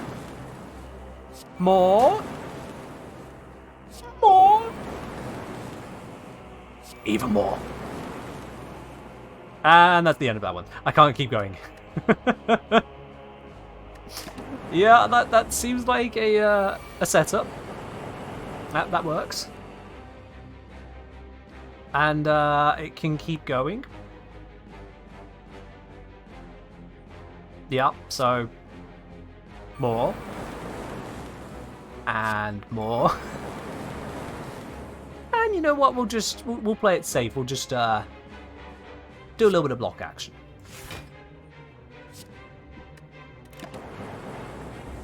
I'll take 1 damage because Tori. And it will nearly kill. Nope, it will kill itself for having attacked me. I took 1 damage. This is an insult. That's the rare relic it gives me. That is the rare relic it gives me.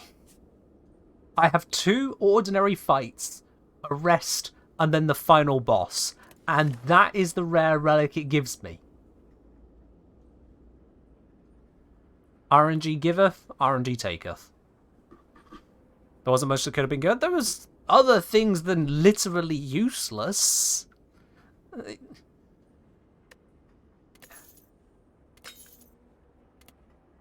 I can't even pick that up because I've got better things. And neither of these are powers. Pretend I'm going to the Act 4 shop? Yeah, totes.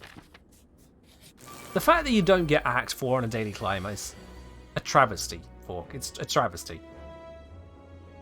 Okay. I do not want to get cursed at this stage of the game. So let's avoid that happening. At all costs. And deal with this one as swiftly as possible. Because this one has the potential to deliver curses, and I do not want that. I'm going to very tentatively use absolutely everything I can. This bloody card is so expensive. Is dual cast in the top ones? It's not. Oh. Why is dual cast all the way down there? Rip. Okay. So let's just do it. Boot sequence, that. Storm. Get the power. Get this. I can still afford to pass that, so give it a whirl. Let's see what happens. 15 and blocking, that's fine. Cast this, 3B, and we'll do, that'll do. I block it, it's fine. 32 incoming damage. Let's make that a little bit less, please. Let's loop away your block. Do I do this? If I do this and it gives... I get something better here. That's not going to help that much, is it?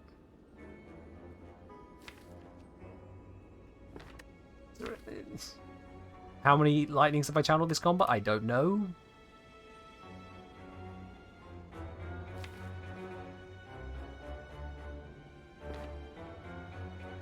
I'm thinking I can Sweeping Beam and then Distilled Chaos and it will trigger this one as well.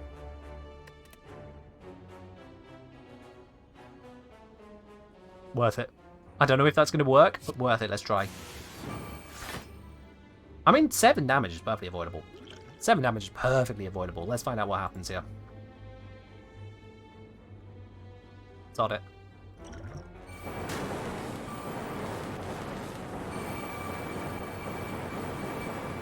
Oh, there we go. That's...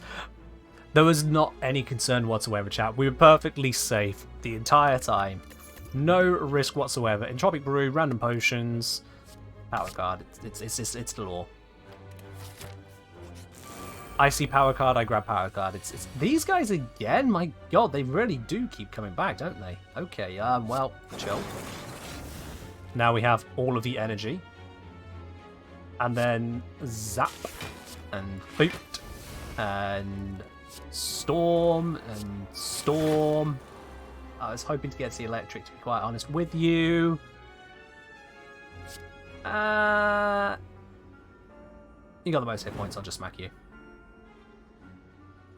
I don't really want to do that. No. Anything better I could do? Liquid Memories, zap. To bring this around to then multicast. Why did it have to be my X card? I've got Unceasing Top.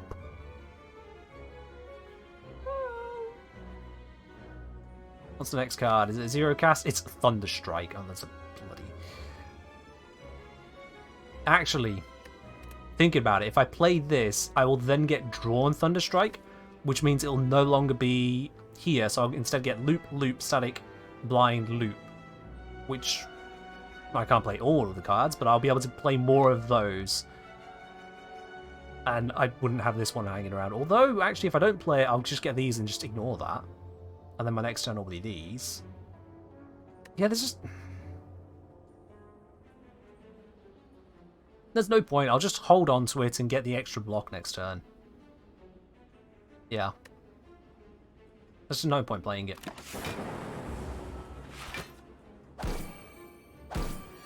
There we are.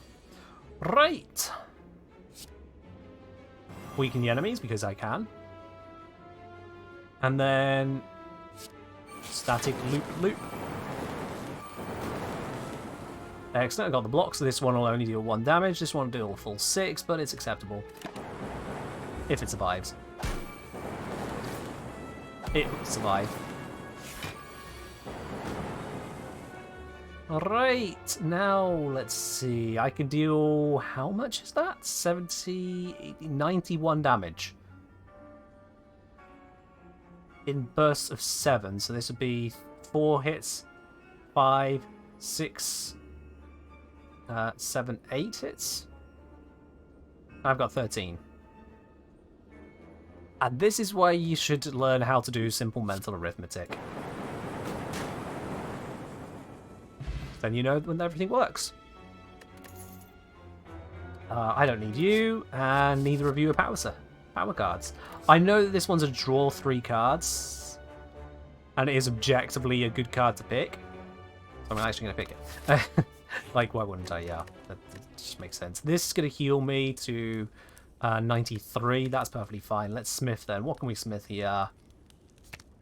We don't need you to be innate. We can make Loop stronger. We can make this innate, but I don't want it to be innate. So yeah, I can just make Loop stronger, I suppose. I could draw more power cards. Very true. Yeah, very true.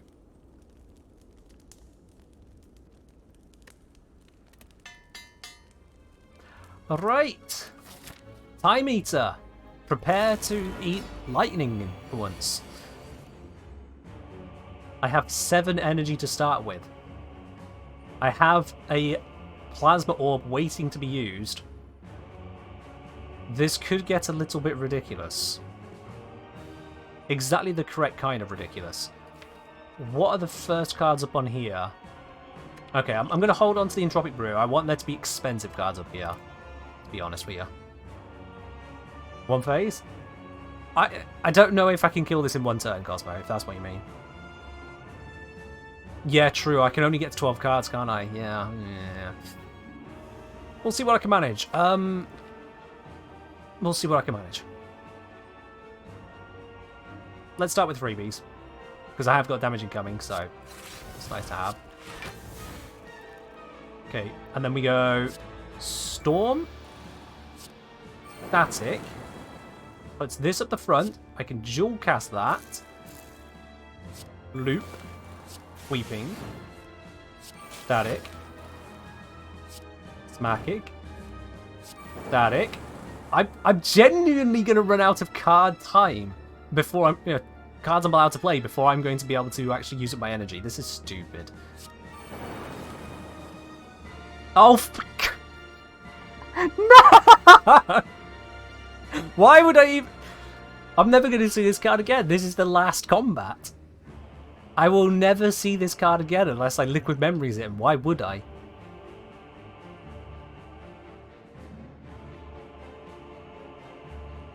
But there's no point ending my turn. I have to play it, because otherwise next turn I'll only be able to play one card.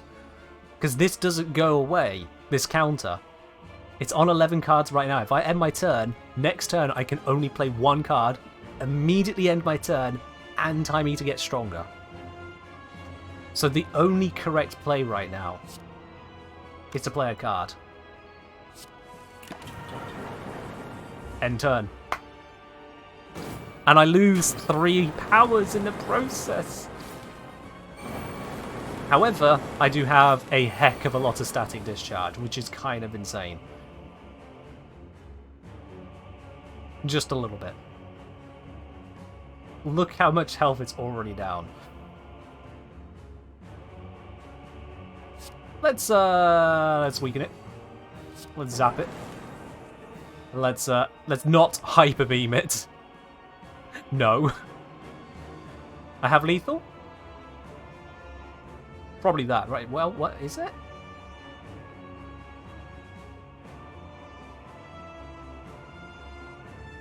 $70 plus 63, 130. Yeah, 133. That's not lethal.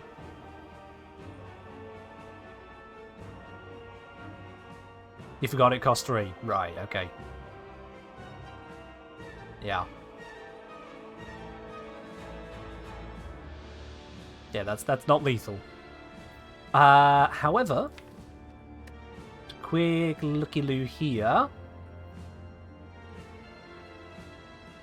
Why are the next cards these trash? Ugh. What do I have in here? There is a Thunderstrike in there. Hello, Jock. Thunder in the loop. This one. This one that costs 3, and then this one that costs 1 on a 3 energy. No, it's Storm. Loopy loopy. That seems to be the play here. Although I could also go for some blockage. Which could be nice. Yeah. I haven't got Oodles of Energy. That's my first turn I have Oodles of Energy. And thereafter, I don't. Chop with the Hydrate. Cheers. If only I picked up the turbos and fissions are offered, they probably wouldn't still be here anyway. Because these are cards I picked up. Yeah.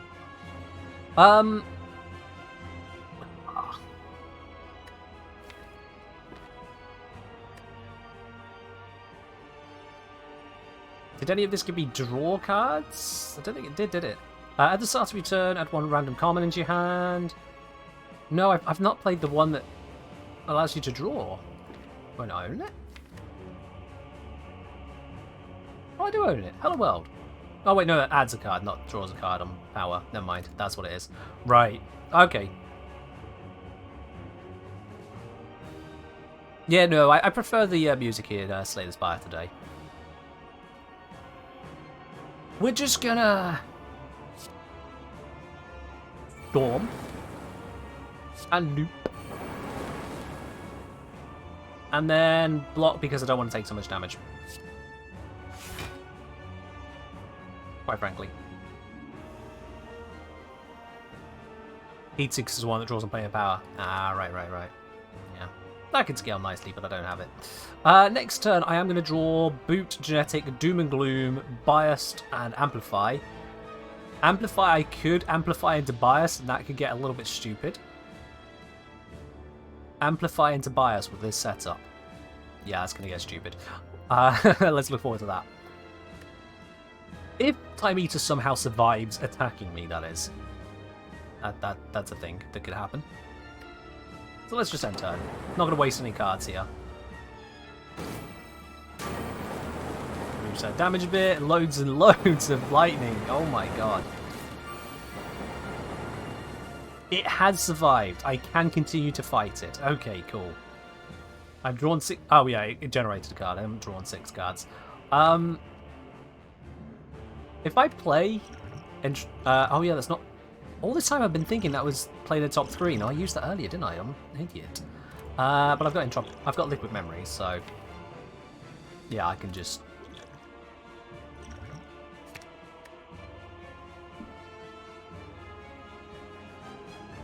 So as much as I could use this, and I could use that, and they could do some fun things, I mean...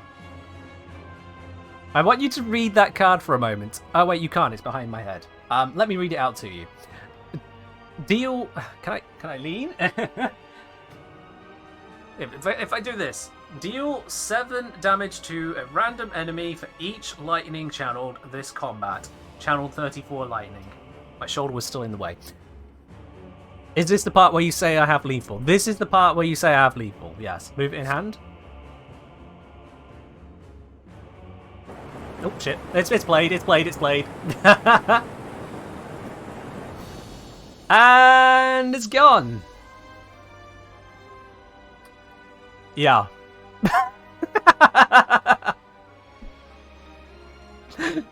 My hand slipped. Smited, it has been well and truly smoked.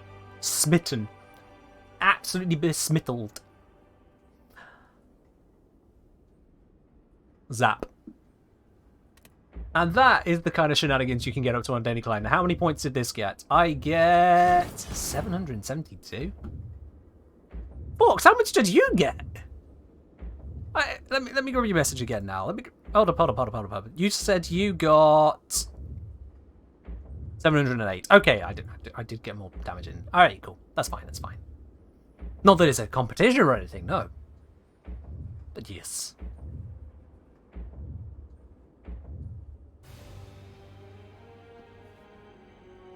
Victory! Because it does allow us to access Act 4.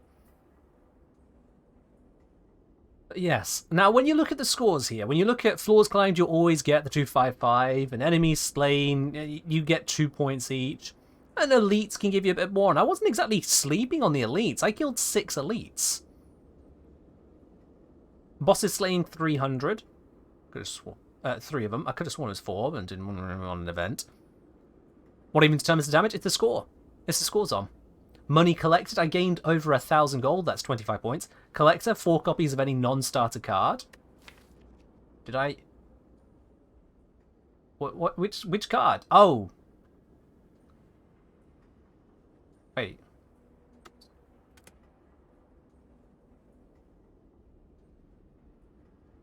Ah, there it... I was blind. Loop.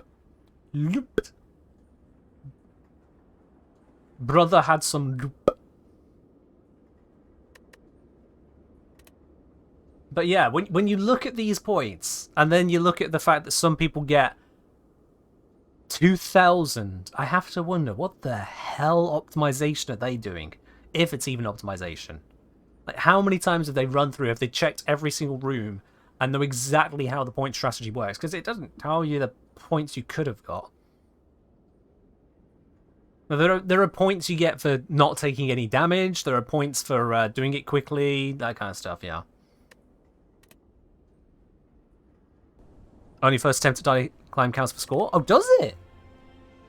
I have no idea. I am ranked 2,238. Yay! Joint along with all of these others. Like, somehow I am placed above these people and below these people. I don't get the rules on that.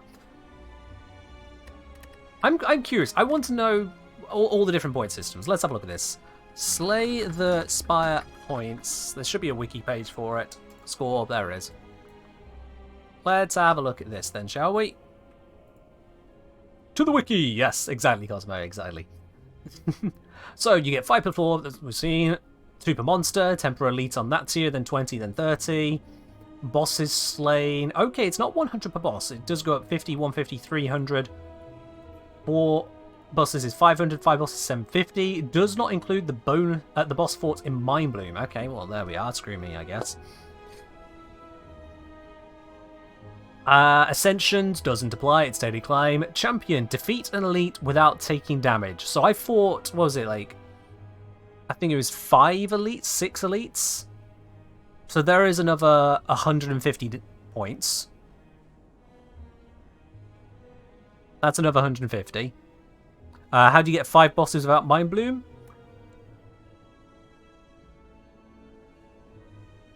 It's in the code.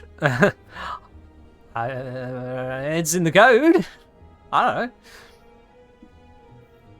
You give the boss fairy in the bottle so it revives and counts as a second fight or something, maybe? Eddie, cheers. Perfect. Defeat a boss without taking damage. So that's another 150 available there. So we're looking at 300 bonus. Beyond perfect, defeat 3 bosses without taking damage. Overrides perfect, so that's just going to be another 50. So at 350, I'm missing out on for not being perfect. Defeat the heart, doesn't count. Collector, 4 copies of any non-starter card. Well, I did that one. Deck size greater than 35 cards. Okay, it's 25 there. Or 50 cards for 50 points. So picking up loads can get you that. Isn't there an event that lets you fight an Act 1 boss? Yes, that's Mind Bloom. Which doesn't count, because I got it and it didn't count. Mystery Machine, traveling to loads of non-combat rooms, which, by the way, balances out the enemies defeated one, 2 per monster. Have loads of relics, but that's only 50. 25, increasing your HP, or 50 for loads of it. I got the gold one, or at least the lowest tier one. But you need loads and loads of gold to get the more points there. Play 20 cards in a single turn. I didn't get the setup for it. Have 0 rare cards, no thank you. But again, victory in under 45 minutes is still only 50 points. So if you do it in anywhere from 44 minutes to 1 minute somehow, if you literally just animation skip everything with some kind of bug somehow, I don't know, it would still be 50 points. Curses, only 100. Highlander, no duplicates, only 100, which also, by the way, doesn't allow you to do the 4 copies one. On my own terms, killed yourself. Okay. And Spirit Poop -1, which is funny. I don't see 2,000 in this. I genuinely do not see 2,000 points in here. What's Spirit Poop? So Spirit Poop is from an event, the Bonfire Spirits event.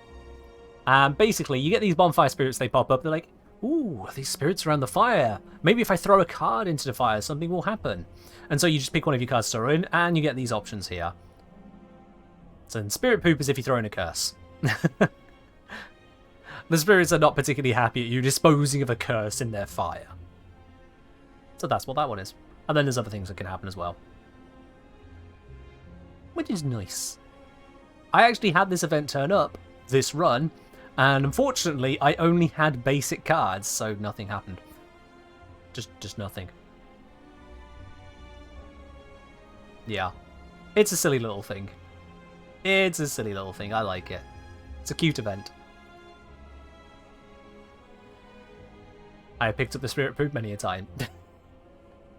It counts as a relic, though. It counts as a relic, I believe.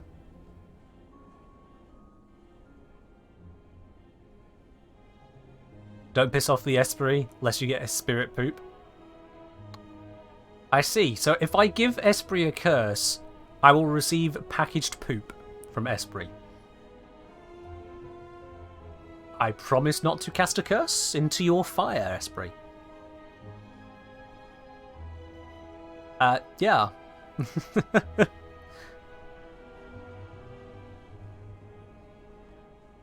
Yeah, this is I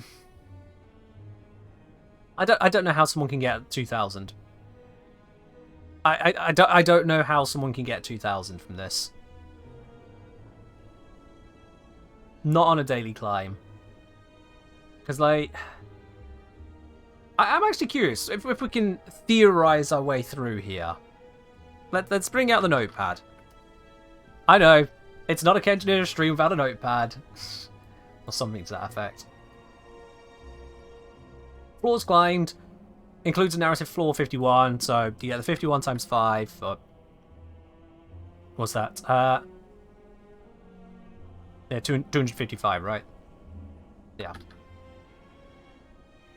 For each monster defeated, let's say somehow, magically, you get a monster every single floor, which I don't think I got even close to getting, but let's just say magically you get that. For another 102 points there. And those monsters, if it counts the elites as well, let's say 3 elites in each section.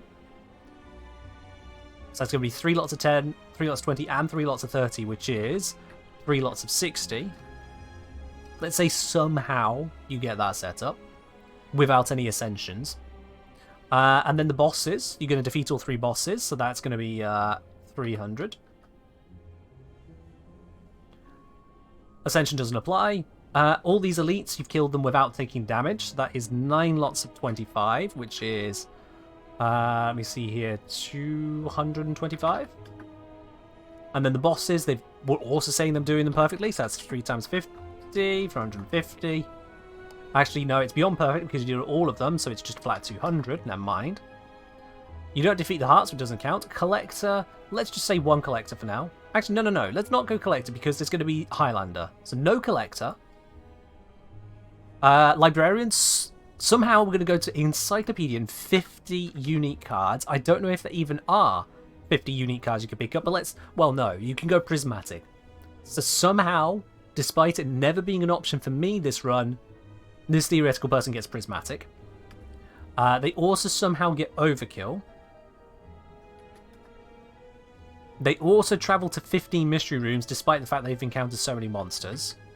They also get 25 relics, even though I don't see how that's possible on a daily climb. They massively boost their hit points. They get all of the gold somehow, because of all these relics doing crazy things. They play loads of cards, because they did. But somehow none of them are rare at the end. They do it very quickly. They have a load of unique curses, because everything's no duplicates. And they can't get the kill myself, 1, because they have to defeat the bosses. So, let's add all of this up then. How ridiculous is this? 255 plus 102 plus 180 plus 300 plus 225 plus 200 plus 50 plus 25 plus 25 plus 50 plus 50 plus 75 plus 25 plus 50 plus 50 plus 100 plus 100 comes out to 1,862 points.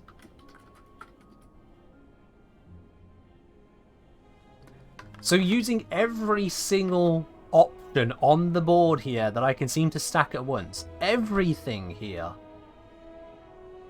1,862 points. And this is absolute insanity, saying you absolutely perfect everything. You get 50 cards, including curses, but no duplicates, so you've done it in 45 minutes or less. All this perfect stuff. Leading to these scores here.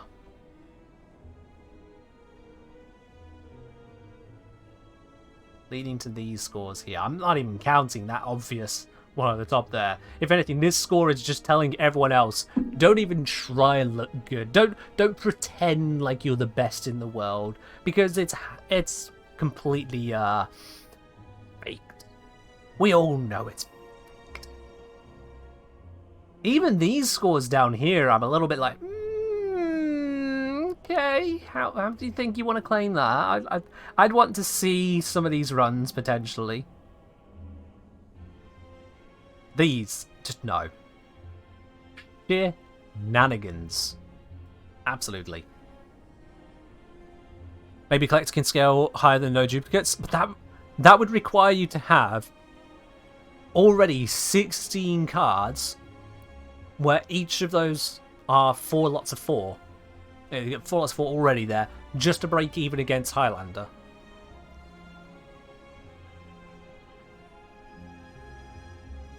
Theoretically, Double Nightmare plus Wish for infinite money. Buy out every shop. Buying out every shop. If you can also get the relic, which means the shop restocks. Yes. I guess. If you get the combo to buy out every shop with infinite money, and also you get the situation where you can have... what's it? Yeah, infinite money, unlimited shopping experience, to allow you to get all of the cards, and you can get all of the relics. Then yeah, that can get to some crazy stuff. If you're in a situation where you can go down the infinite money route there, Fork. I don't even want to think as to just how ridiculous that is. Because that is very ridiculous. Requires prismatic, probably that too. But even then, they'd still need to get a lot. And have 4 copies of any non-starter card, 25%. Is that going to trigger twice if you got 8 of the same card? So you're not getting the speedrun achievement? That's true, yep. So you can take those 50 points off. So add on another 2 sets you need to do. The relics in the shop are limited. So even then, still getting to 25 relics is an ask. There's like shop relics, these ones, which is, you know, quite a number. We've got 5, 6, 7, 8, 9, 10, 11, 12, 13, 14, 15, 16, 17. Yeah, you can get to 25 relics if you had infinite money and shop restock.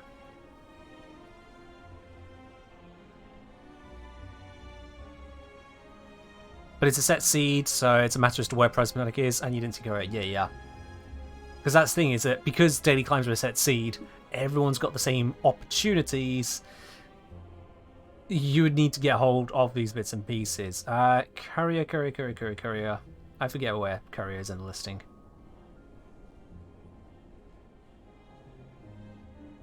Thought I knew what it looked like. It is evading my eyes at the moment. There it is. The courier. The merchant no longer runs out of cards, relics, or potions, and prices are reduced 20%. If you could get infinite money, or near enough infinite, and then get to a shop with the courier in your possession as an uncommon relic, then you can do it. Maybe. And even then, that's only counting the things that allow you to get loads of cards. Because I don't actually know how far that one stacks.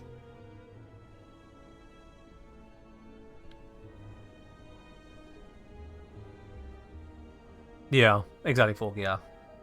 But the main thing is getting the courier, which is an uncommon relic, not a shop relic.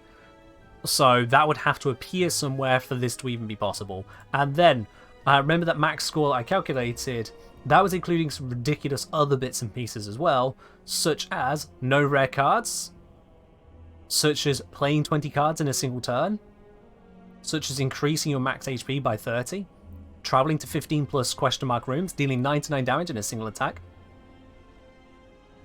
defeating all these bosses without taking damage, and defeating 3 elites per tier, again without taking damage. That's a huge part of this calculation up here.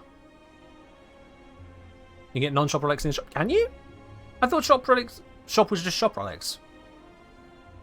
I could have sworn that was how it worked, but that doesn't mean I'm right. I don't know that much about the game.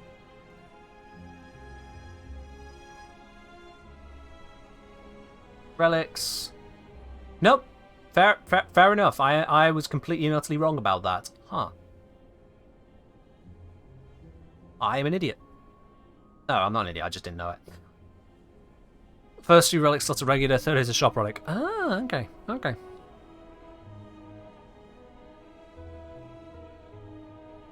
Alright. That increases the ability to actually pull it off, yes. Still insane, because you basically still need the infinite money glitch. It's not a glitch, it's a combo, but you know what I mean. You would need to get a hold of those cards. Cards which are notoriously not easy to get.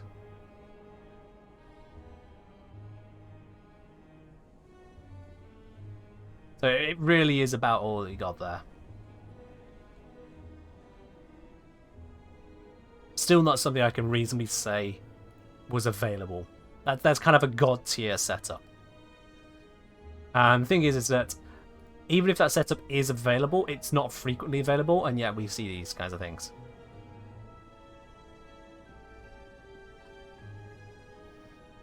Number of streamers played for 7,000 hours, encountered double nightmare plus wish for the first time a few weeks ago, normal runs. Well, there we are then, yeah. That kind of sells the point, doesn't it? The chance of pulling that off is just ludicrous. So, yeah. Basically, when you look at the scoreboard here, we can mostly go, you know what, let's not even think about it. Let's not even think about it. I can't even scroll through the leaderboard to see where others really sit. Can I go back to... I have to return out of it to do that, whatever. It's fine. Right. I think we got time. Let's run another run. Leaderboard has been sent to Math Help. Yep, we've done the numbers. We found it's complete and utter BS.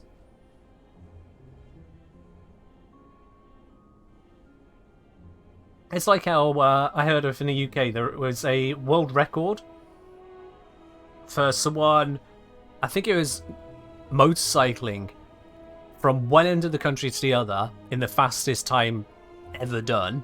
And that particular world record, or in the Guinness Book of Records, has been disallowed as a category because the sheer time in which they did it showed that they were breaking the speed limit in order to achieve it.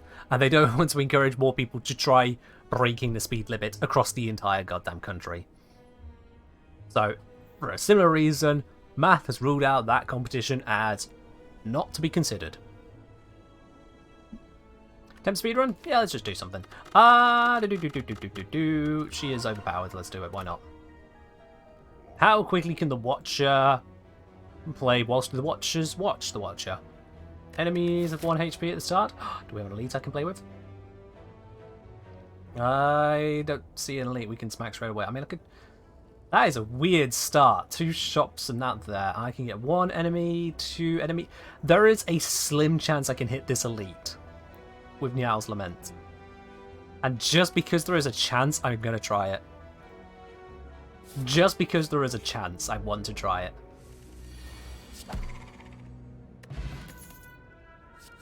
I like that one. Hello, merchant. Do you have anything that I can afford at this early stage of the game? Didn't think so. Okay. Yeah, I like that. It gives me energy. Allows me to start breaking the action economy. Please, not enemies. Cool. Yep. Remove or upgrade. Actually, upgrade is really nice because upgrading eruption. Oops, not what I wanted. Makes it cheaper. So I'm going to upgrade. Get that done now. About 50-50 to get through 3 question marks about a combat. Ah, either it does happen or it doesn't. Interesting. Right. Do I want any of this? I could get another follow-up. That's actually not as silly as it sounds. I'm going to do it. Okay, why not? Come on. Ooh, we're holding. We're holding. Oh, money. Please, thanks. cool. I can kill both of these. Thank you, thank you. I like you more. Fingers crossed, please. No! Come on!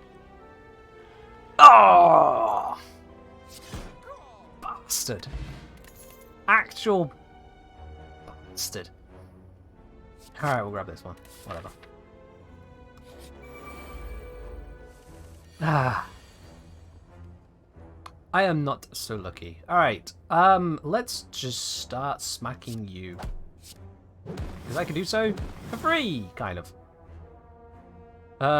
If you're in comment, draw 3 cards, otherwise end card. Yeah, let's do that end card. I can use that later. Alright then. Apply vulnerable? This is free. It won't actually help, but it's free. Actually, it's not even free, no, it's just burning the artifact for the sake of burning the artifact. I mean, I can. Yeah, might as well. What else am I going to do?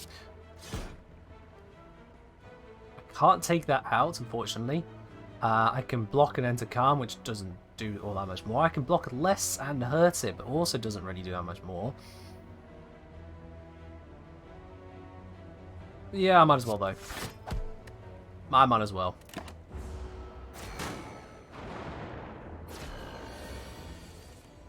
Alright, here we go. Now I can make something silly happen, I think. Except I don't have the cards. Never mind, I'll skip on it for now. I will skip on it. I will just take this one out, and I will full block. Because taking damage is not what I want to do. That is a lot of dazed. Yep. That is a lot of dazed. Okay. 9 damage it is. Hit me. I was really hoping for this to be a free fight. Freebie. Freebie. Drawbie. Kill. At least I pulled that one off. Where's my attack cards? I guess I'll block. Alright, I guess. 9 and then it doubles to 12 and 12, 12, 24, 31. Are you kidding me? I've done my math wrong there. 24, 33. Never mind. I did my math wrong, it's fine. I did my math wrong, it's okay. Yay, what are you? Next to non-boss chests you open contain 2 relics. Oh, that's nice. Oh, look, it's Wish.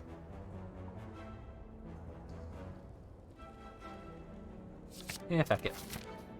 I normally don't pick Wish, so let's pick it. Singing Wall. When adding cards to your deck, you may instead raise your max HP by 2 or Sapphire Key.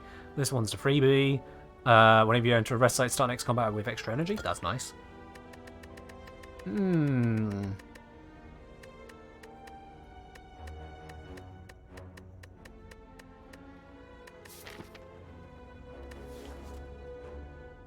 I just want a key so I don't forget, to be quite honest with you. I just want the key. Right, If I grab that, I can grab Strength to make this deal 8 damage, which will kill one of them. And then I can also Miracle to kill another one. So I can actually do a lot with that Wish. Yeah, let's do that.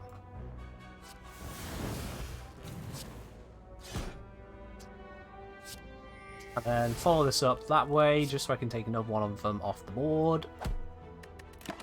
That seems worthwhile. I'm still going to take 13 damage, granted, but yeah. What do the key pieces do? They unlock Act 4, the final fight.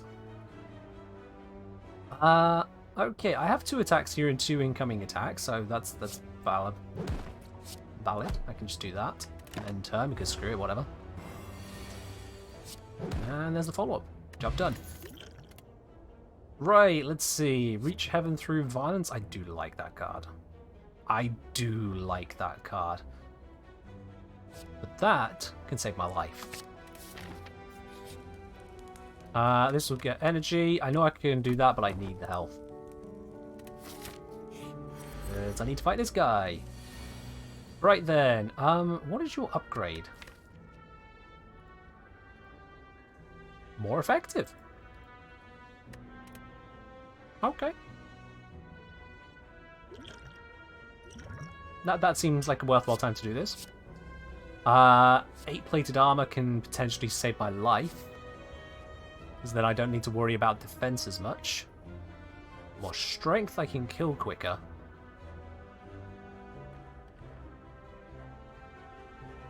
Let's go for the strength. That might be a mistake. We'll find out. Smack, smack. Yeah, end turn.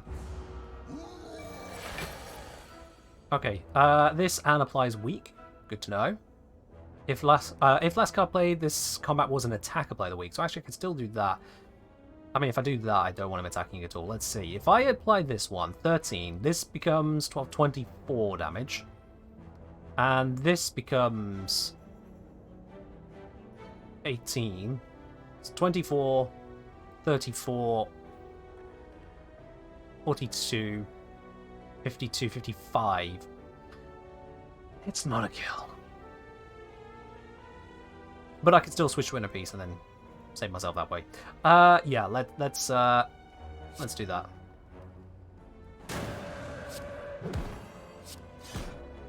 Yeah, my math was definitely correct this time. But I do that, there we go, I'm safe. I'm going to take 12 damage here, which honestly isn't all that bad. Ow. And then you take 12 damage and die. That works. So we get some cash, we get a potion belt. Beautiful. Emerald key, there we are. Which is why I took on this. Ambrosia, that can save my life.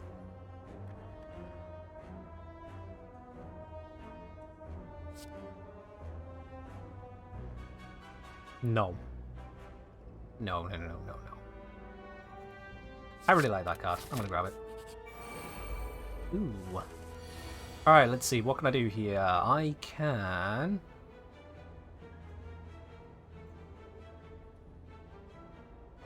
wonder what I did to deserve this. Yeah. Let's start with, you've got 19, 15, 18. You're the most killable. Get my energy back. I can block most of that, and then use this and apply this to you to hit you out a bit further. That works. Take a bit of damage, worthwhile. Now, this will kill them. Kill one of them. Worth. This one's got 14 hit points left. I can't kill him, but he's also not killing me, so whatever. Pop.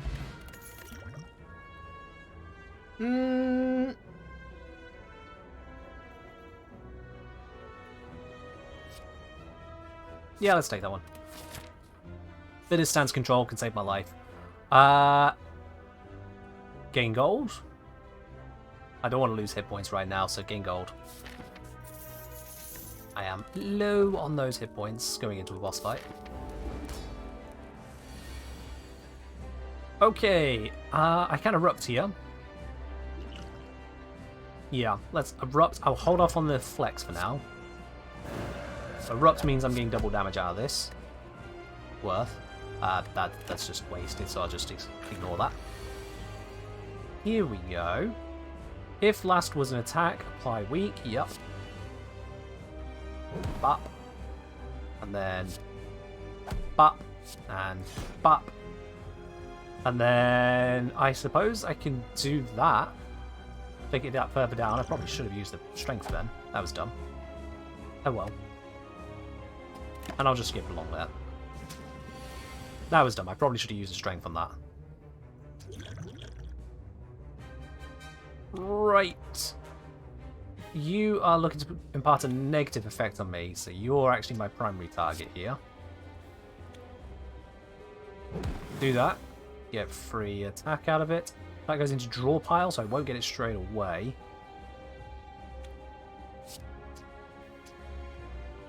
Again, I probably should have done the strength. I believe it's 34. I need it down to 25? Yeah, I need to get it to 25 for it to split. That's no good. I can do 18 here, which is going to bring it down to 29. Not even close enough. Again, I can use a strength. I should probably do that right now then. Save the incoming damage. There it is. Do I miracle that? It's just 5. It's not worth it.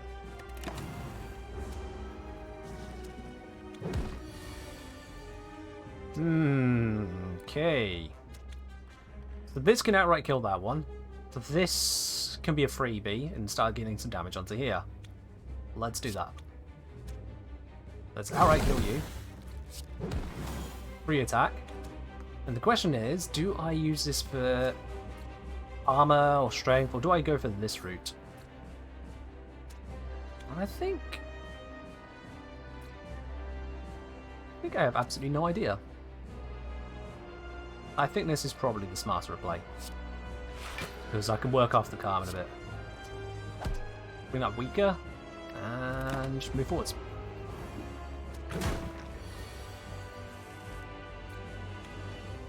Slightly problematic, but I can use this to get some more cards.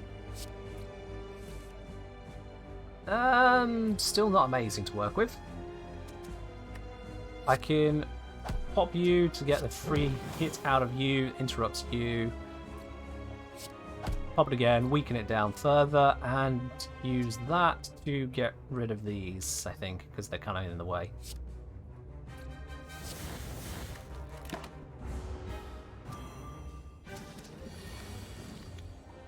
Hey, the wish is back. Not that I care right now. There's a couple of attacks incoming, and I don't have enough attacks to deal with them all. If I enter Wrath, I'm stuck taking double damage from something. If I don't enter Wrath, I'm still taking a lot of damage. That's not fair. I don't really want to use this, but I might end up being forced to at this rate. I won't. I can survive. These guys ruin my ability to fight, so I'm going to work on him. Oh god, that block is terrible. It's just... yeah. I don't want to take the double damage from Wrath, so I'm just going to have to accept that. That is a lot of incoming damage. That is a lot of incoming damage. Right, let's see here. And that is not going to be a kill on him. I was hoping to use this and that on something and then use this to weaken another one to reduce the incoming damage. I'm going to have to Ambrosia. There's no way around it. I need this. Yeah, I need this. Because now I can just outright kill stuff. Specifically, I can take out you. And I can... yeah, just take out you. Wound the heck out of you, and then also do that and that. And then win. Not the greatest, I'll be quite honest. That got lower than I hoped, but it's fine. Goodbye potion. Already have a wish. A second wish seems kind of ridiculous. Establishment. Whenever a card is retained, reduce its cost by 1 this combat. That is nice. I do like that one. Leech drop additional relic. No longer see enemy intents. I don't like that. No longer smith. I don't like that. I'm going to do that. With the Watcher, we can handle some elites, right? Okay. So let's handle some elites. I think if I go up this route here, through the questions, into this elite, into that elite, and then up here, shoppy, resty, question marks, that should be best. Go this way around.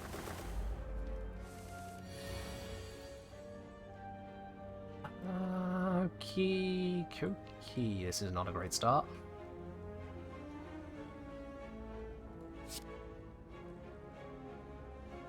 Let's start weakening the ones which are buffing themselves. Get calm. I'll fully block that damage. Next turn could be a bit spicy. I need a good draw. Okay. Is this the good draw I was hoping for? It isn't. And they're all attacking as one. Blast. That is not good. I don't have retain cards yet, so that's not worthwhile yet. This is painful. Okay. Yeah, that's not worth it. Keep working on that one. Ow. Big ow. More ow. Right! If last was attack, apply weak. Now none of them are attacking. I mean, it's good that they're not attacking, but... all at once? Whatever. Do that. And then do...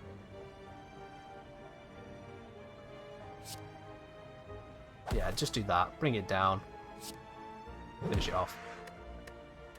Take one out of the fight. Here we go. Right. If I erupt, this is then going to do 20 damage to a flyer. So I can take this one out entirely. Yes, let's do this. That one's killed. That's a 3-hit. Followed by more hit. Followed by more hit. Knocks it onto the ground. 0 damage turn. There. Now it's going to get better, I'm sure. I don't know if I want it. Put a card into your discard pile. Your hand, retain it, enter calm, end your turn.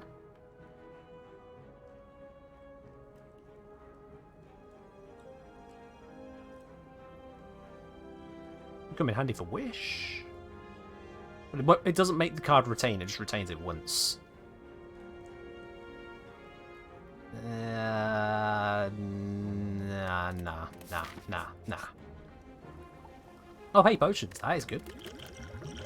Thank you.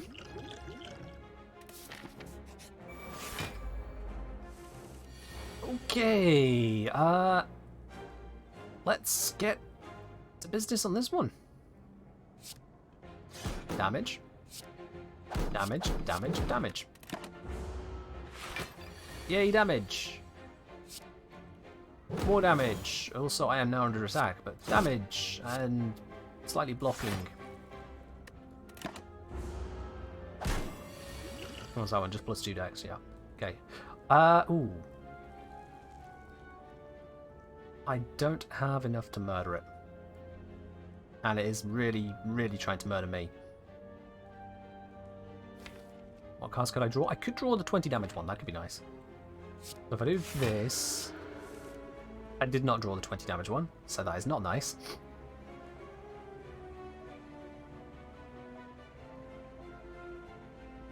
I will accept my fate.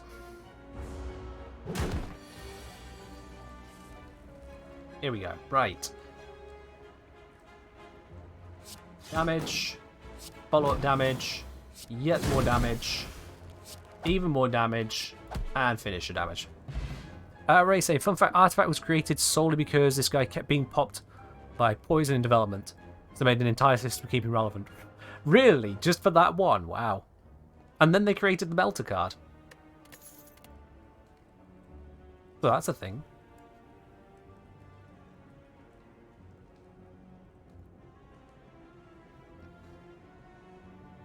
I mean, they could have just given it immunity to poison or something like that, but well, Artifact has ended up being an interesting mechanic overall, but it just seems an interestingly odd way of doing it.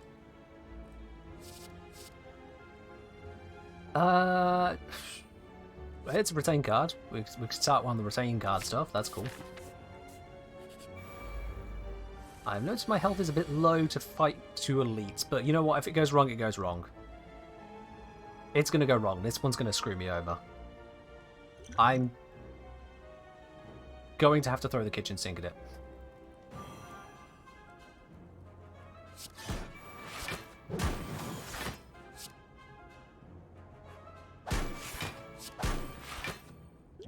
Strike. Protect me. Ah, that's not worth it. Well, it's not attacking me. That's a positive. I can get more damage out kind of for free there. And I have it killed. There we are. Let's immediately drink that, thank you. No. No, chat. No, we're not doing it. We did that on a previous stream, we're not doing it now. No. I don't want these. I can transform a card, yeah. Why not? Because the time it takes to set it up and the energy cost is just not viable, no. Certainly with how low my health is going. Amron, we're doing well on other approaches, so we're not doing it. I'm going to drop the strike, see what I get. Pray. Oh dear, okay. Pray. Gain 3 Antra. Shovel Insight. Yeah, it's better than a strike, I guess. Balls. Yeah, that's my response to this one. Balls. Right. Yeah.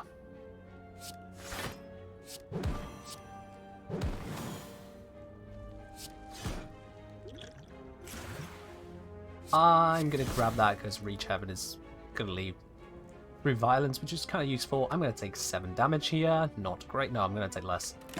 I'm going to take 3 damage here. Still not great, but acceptable losses. Now that's going to hurt a lot. I will retain you until I can get Eruption out. Hello, Ice Geo. I am in dire straits. Welcome in. You've chosen exactly the right time. You couldn't be here during the earlier run, which was amazing. Now to be here for this one. How you doing, dude? I'm screwed. There's no two roads about it here. I am screwed. Let's block. That's going to block 13 out of the 18. I'm still going to take 5 damage. And I've got yet more horrible fights coming up. Frigate. Said suffering had to peak. Yep. You're just that kind of person. Oh, now we get the weak. Great. When was that earlier?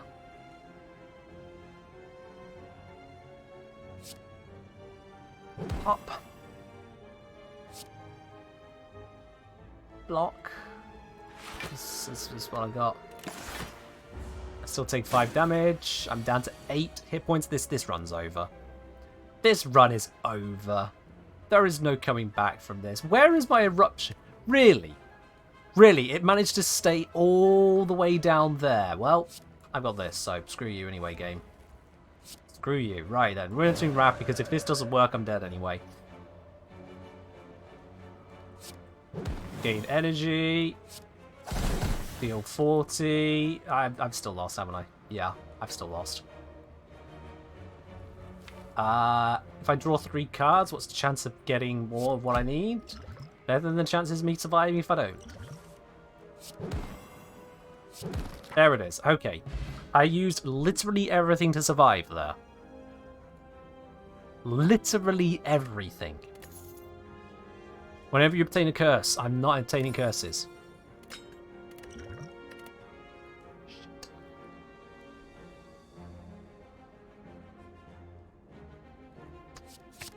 Yes.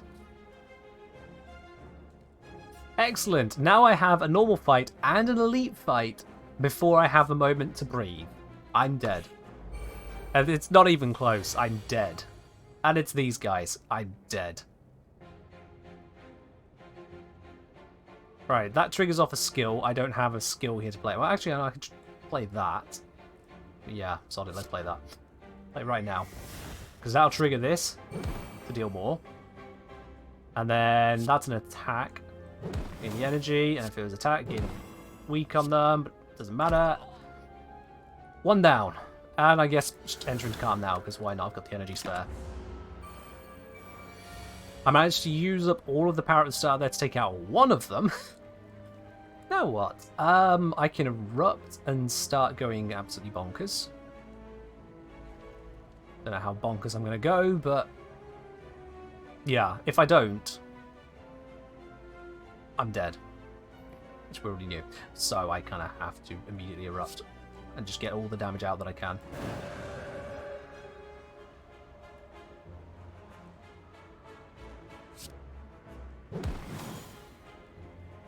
I can afford all these cards. I can't kill them. Yeah, I've lost. It was fun. It was fun. But there was absolutely nothing I could do there. Because if I didn't interrupt, I wouldn't have had double damage. If I didn't have double damage, I couldn't kill that one. Cool. Well, that was fun. Rip. Absolutely no salvaging that whatsoever. Not quite a daily climb level stupidities. That's how it goes. That's how roguelike goes. But you want to notice something, chat. You want to notice something. I know there's not many of you here right now compared to the Warframe streams, but those of you who are here, I want you to notice something there. Something very important to the roguelike genre. Despite knowing multiple rounds ago, despite knowing I am going to lose, despite knowing that I will probably not even get to the next elite, seeing that the odds were stacked against me, the RNG was not working, I didn't quit. I didn't go, oh, well, we need to back out then, it's looking bad, probably just cut my losses, call it a day. No, played it out to see how far I could get. And there was the opportunity, there was the potential that it could have gone in my favour. I didn't have to quit. I was not incentivized to be a coward. Warframe should take a lesson from that, and I know we've said this a million times since the update, but yeah. It kind of did, though? How do you mean, Eddie? What kind of did? It kind of did, though. What kind of did what?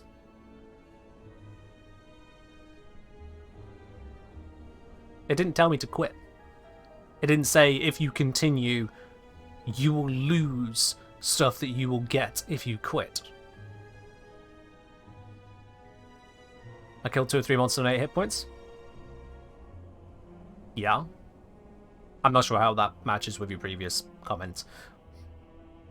You've got a train of thought here, Eddie, and I do not know what your train of thought is. That's a difficulty here. My point, though, is that this goes straight back to the circuit, to Warframe, to where once you get to a sufficiently high level with defense, you're told, no, just walk away. Brother, I say, rather than not incentivized to be a coward, surely it's more not incentivized to waste more time on a losing run. I had sunk cost fallacy. Well, in this case, it's not incentivized to waste more time because games are time waste. So, in terms of productivity, they don't produce something.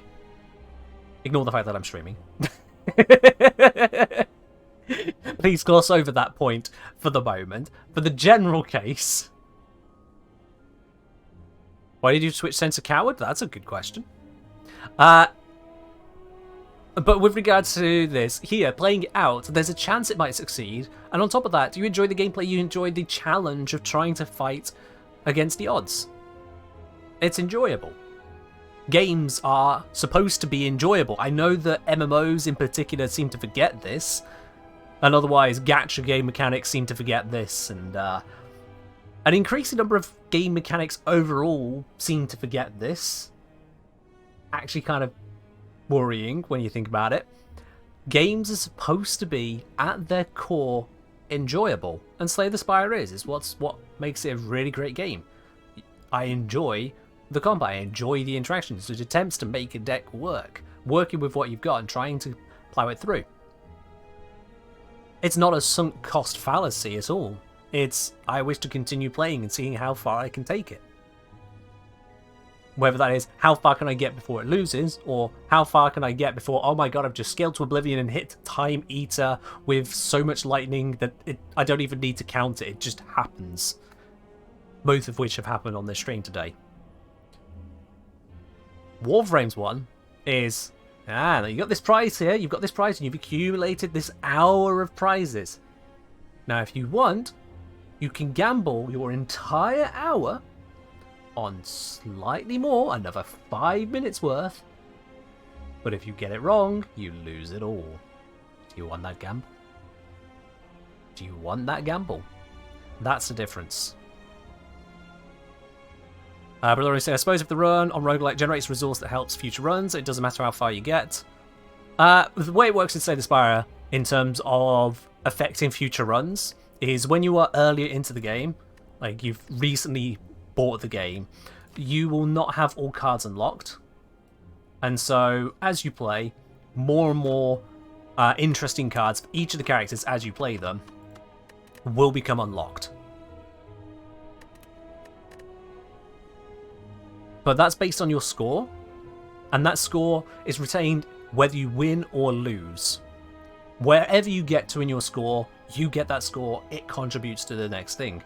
Obviously, you want a bigger score, you want to succeed, obviously. Like, if anyone needs that explaining, please come back to the stream when your age is at least double digits. But aside from that, you don't lose anything other than the run. Anything that the run is offering to you outside of the run, the points towards unlocking new cards, are not lost. And that's where Warframe Circuit fails. It tells you, yeah, you've got this far, we'll take it all away from you. Unless you quit right now. Or rather, there is a chance we will take it all away from you. And because of the level scaling, you can't even get a vibe. The defense 5 rounds ago is nothing like the defense next. There's levels, once you're into waves 10 and above, or rounds 10 and above I should say, it's just bonkers. Level scaling is just bonkers. Gods will say, I feel like the only problem is it's baked into an already existing game, you're only incentivized to play to earn the rewards. Kinda. People play for the rewards. The rewards aren't that impressive. If the rewards were just credits, if the rewards at risk were just credits, then everyone would do the defense one. They go, sod it, who cares about the credits? 5,000 credits, who'd care about that? You lose that, it's 5,000. Everyone would play the defense out. Of those who are playing the circuit, because naturally if the rewards aren't there to even play in the first place, you have to really enjoy the game mode, and well, there's only so many times you can press E. One of the big hooks of Warframe is that it's not ridiculously long missions to get the most out of it. That's a thing. But yeah. Now, unfortunately, we got this bit of a predicament, which happens with Slay the Spire, in that I can't run this stream indefinitely. I can start up another run, but we'll probably end up having to quit it partway through, as in quit the stream partway through. Flo say, I hate the Slayers update. First try, connection's been lost. Second try, double host migration, then alone. Third try, connection to host has been lost. Host migration is definitely a thing, isn't it?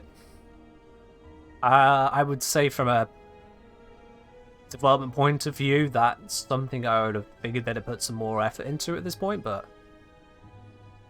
yeah. It's a surprise on that, isn't it?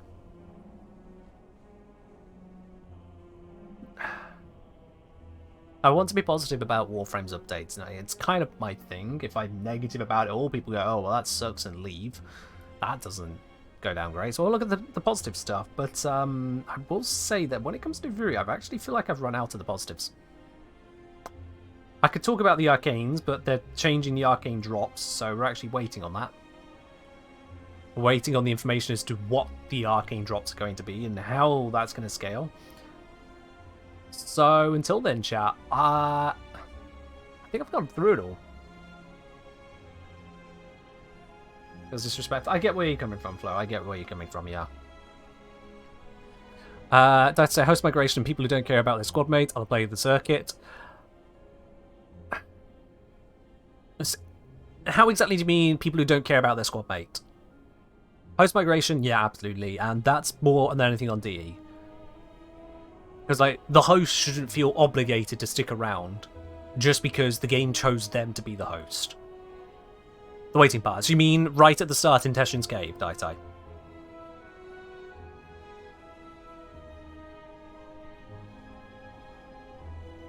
Yeah. Well, in which case, I consider that a fault not necessarily of the circuit and not even of the players, but of Warframe.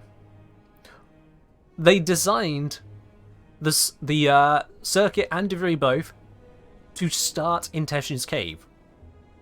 Despite the fact that it is a gear selection, and it would make more sense to look at the gear options you have, and then choose what game mode you want to go into with it. Just like with Slay the Spire, you can see what cards you have, and you can see the boss that is at the act, and you can choose your path. Make informed choices.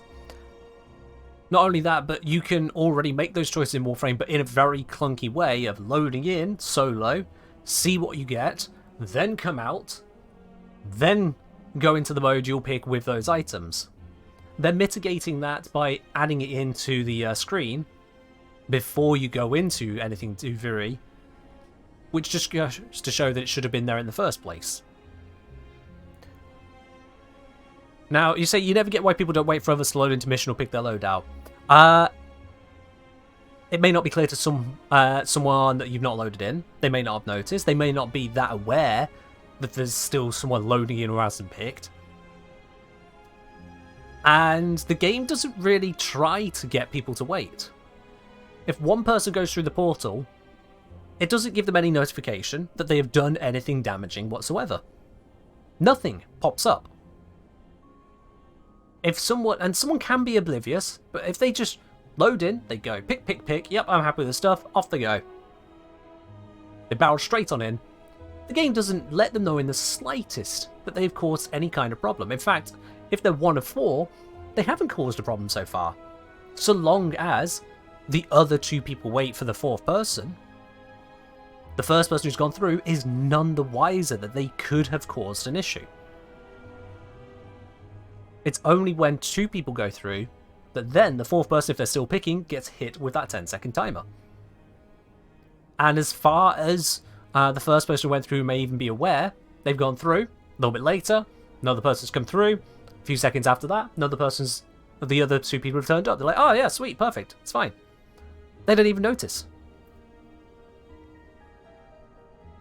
That's the thing, Daita, I'm trying to communicate to you that you have to consider those people who don't even notice that there is a problem. Those people who have jumped on through, they've picked their stuff, they've gone into the portal, they're now in the waiting area. Think of it from that perspective. They load in, they pick their stuff, they go into the waiting area. After some time passes, the timer starts, and the timer only starts when there are others with them in the waiting area. So it seems like a full-on waiting area to them. Nothing about it says to this person that they should have waited in a different waiting area. There is literally a waiting area, a designed, unique waiting area, and that's not supposed to be the waiting area they should wait in. That's a design flaw. That literally will trip up people, has tripped up people.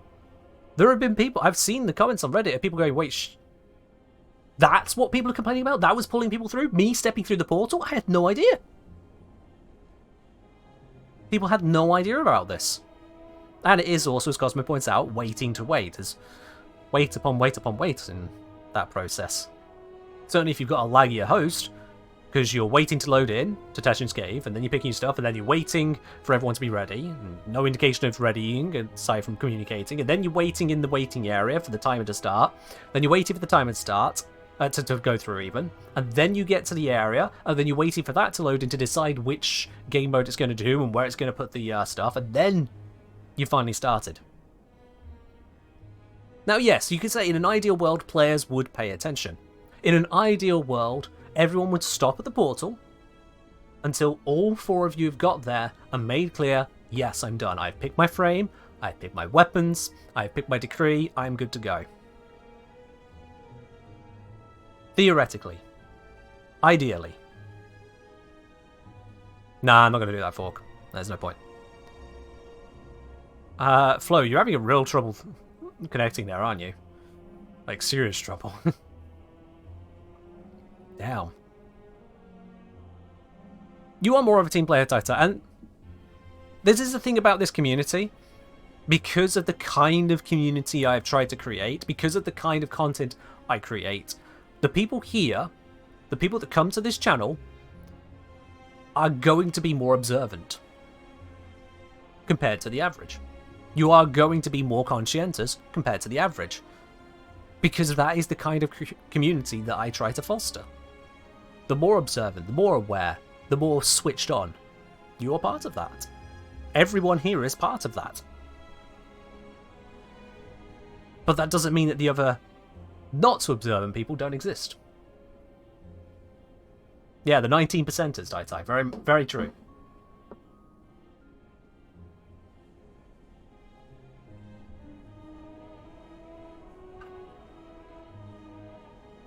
So, you just got to factor that in. And not just you, the developers have to factor that in. Because this is a designed situation. All of this stems from the one single decision to make Teshin's Cave part of the mission. That's it. All of this. It's like, all of this in terms of the loading up into the mission. All of this comes from one design choice. Whatever limitations they thought they were struggling with, whatever convinced them that they had to do it that way rather than the clearly more sensible way of having that as some kind of individual or group hub, they chose that. Which means you can be rushed to get your gear together, or you could be stuck waiting on other people who are slow at getting their gear together. And it means that you can end up loading in to a mission if you haven't already checked ahead of time with gear that is not suitable for the mission you picked, or other people will again be loading in for the missions with gear that is not suitable for what they're trying to pick. And that will then lead to people wanting to leave after just one wave, or one round, because they look at their gear and it just isn't suitable. They don't want to play it. It's not fun to play it. It doesn't matter what other people's rewards could be. It doesn't matter that you could benefit from having that 4th person stick around even just a couple rounds longer. That doesn't matter, because they owe you nothing. This person has come to play the game, and when they've loaded in and waited for someone else to grab their gear, they've been too busy looking and going, look, I've rolled crap gear, I know this is going to suck.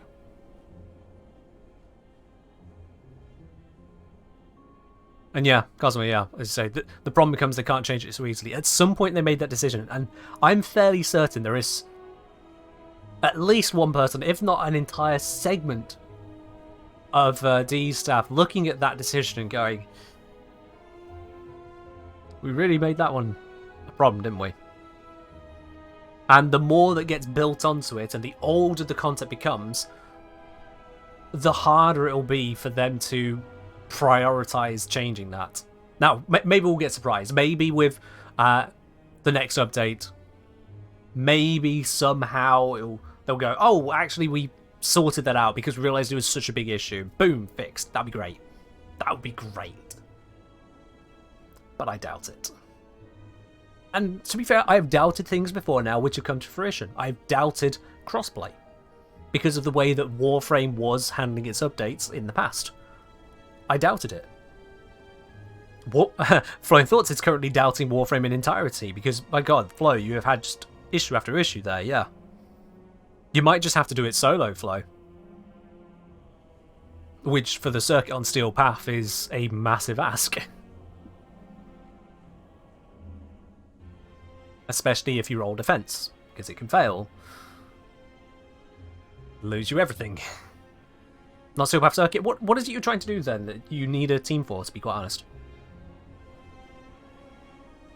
That's very soloable. Not gonna lie, Flo, that is very soloable. If you're having these difficulties, That's very soloable. So I would recommend considering that. I know it's not the same as playing with others, but certainly if you're just considering going into public, so it's not even particular others, I would do the solo stuff when it comes to the Pathos Clamps. Yeah, and rack up the degrees or not. Like, if it's achievable lone story, which is minimum degrees. If you grab a few others along the way, quick fishing one because it is easy to do. I don't get it. The Comey one because there's cheese for it. Whichever others.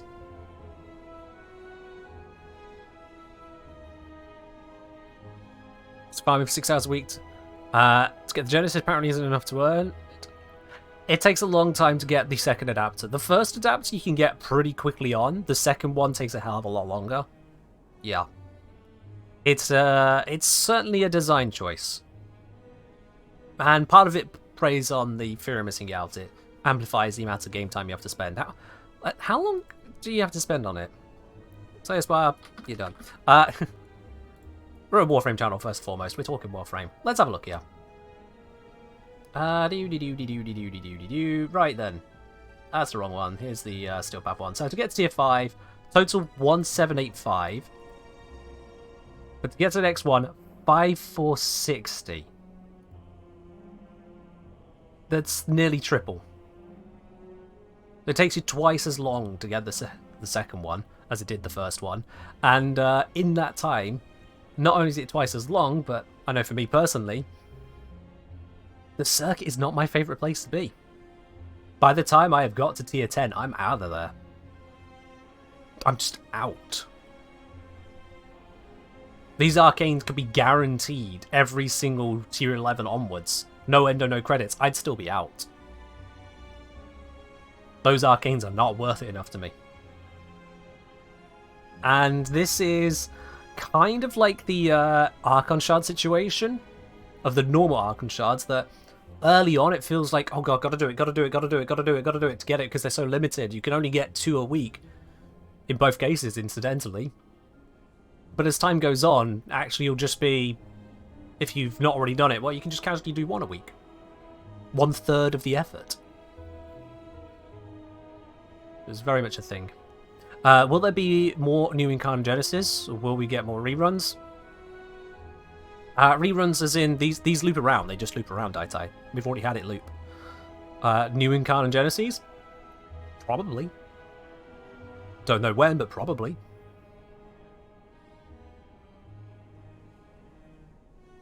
That's why you're trying to get people to do it with you, because otherwise you wouldn't do it in the first place. I mean, that's valid.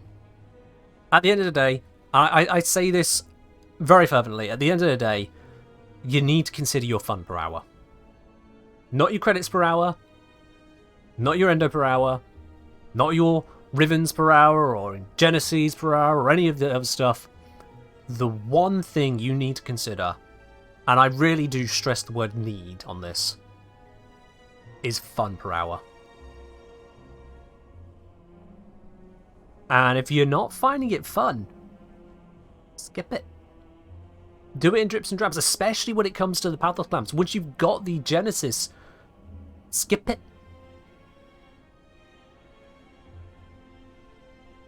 Just do little bits here or there. If it ain't working for you, skip it, move on then. You can come back to it at literally any point, it's fine. Last time you considered fun per hour, you got sucked into 1000 Hydralists. I mean, if you find it fun, you find it fun, Fork. I don't. Go for it. People forget the games are games? Yeah. The games are designed to make you to forget the games.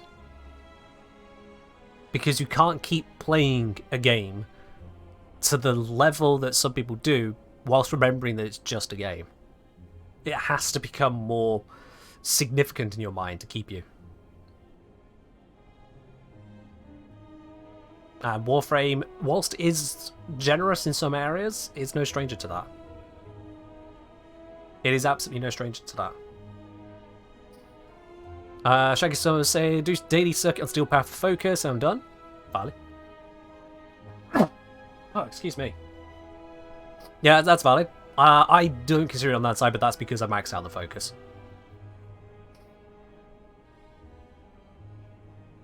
No unpassed situation. I found a new Uncarnans, but they're locked behind something I don't like at all. I'm trying to play in a less painful way. But the game just doesn't want me to do it. I get that, Flo. I get that, yeah. It's, it should be working. It isn't. And I can't sugarcoat that or improve that situation for you whatsoever, yeah. The way that you would want to play the game, an advertised way to play the game, is for some reason locked out to you right now. And I really get that. That's not what you want. You can't use any boosters on the Pathos clamps. You can't get them through any alternative means of note. We are once again reminded as to just how ridiculously silly it is that the does it show it on here? Yeah, how ridiculously silly it is that there is a 1 in 400 chance of getting a Yao shrub, a singular Yao shrub, from completing a let's say from getting 3 decree fragments. But there's no chance of getting Pathos clamps this way.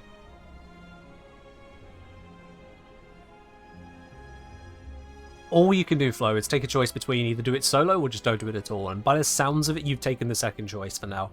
And hope that the connection gets better the next time you try. But it does suck when that happens, yeah. As you say, also the grind of needing 20 clamps per Incarnate, even while it locks alternate weapons for delivery behind clamps. Yeah.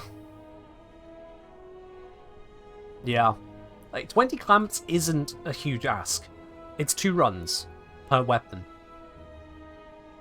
And if you can enjoy the Duviri experience, however quick you need to get it down to make it enjoyable, if you can enjoy that experience, then it's passable. I'm less excited about the circuit than I am Duviri itself. I feel the circuit, despite it being the more Warframe gameplay, is actually the weaker part of it. Genuinely.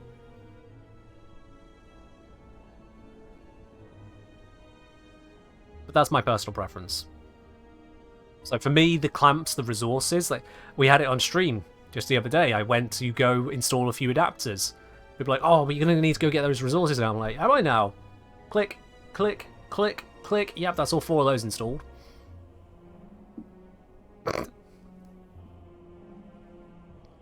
Reaper saying, in my opinion, since the OGs went to work on Soulframe over a year ago, the game has been going downhill. That's a tough one to quantify. I get where you're coming from. It's a valid take, but it's a tough one to quantify because there have been some good design choices that frankly felt like they never would have happened before under the, as you put it, OGs. There have been some positives, serious positives. But the polish does seem to be lacking at the moment, like, more than a little bit. I have been quite frustrated with various parts of this big update.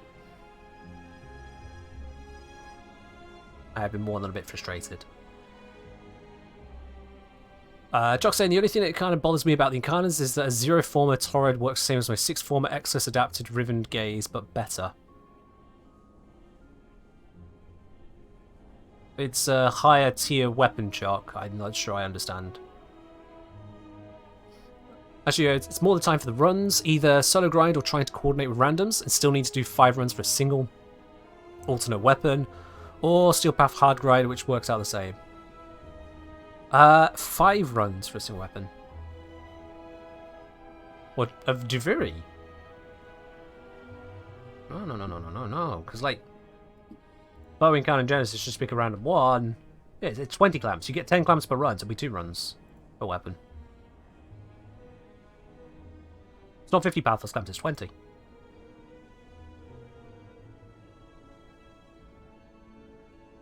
Yeah, you might be thinking of the melees, which are 50 and 60. Right, you are. Okay, we seg you to that. Sorry, I missed that bit. Yeah, these melees outright. Yeah, that is more.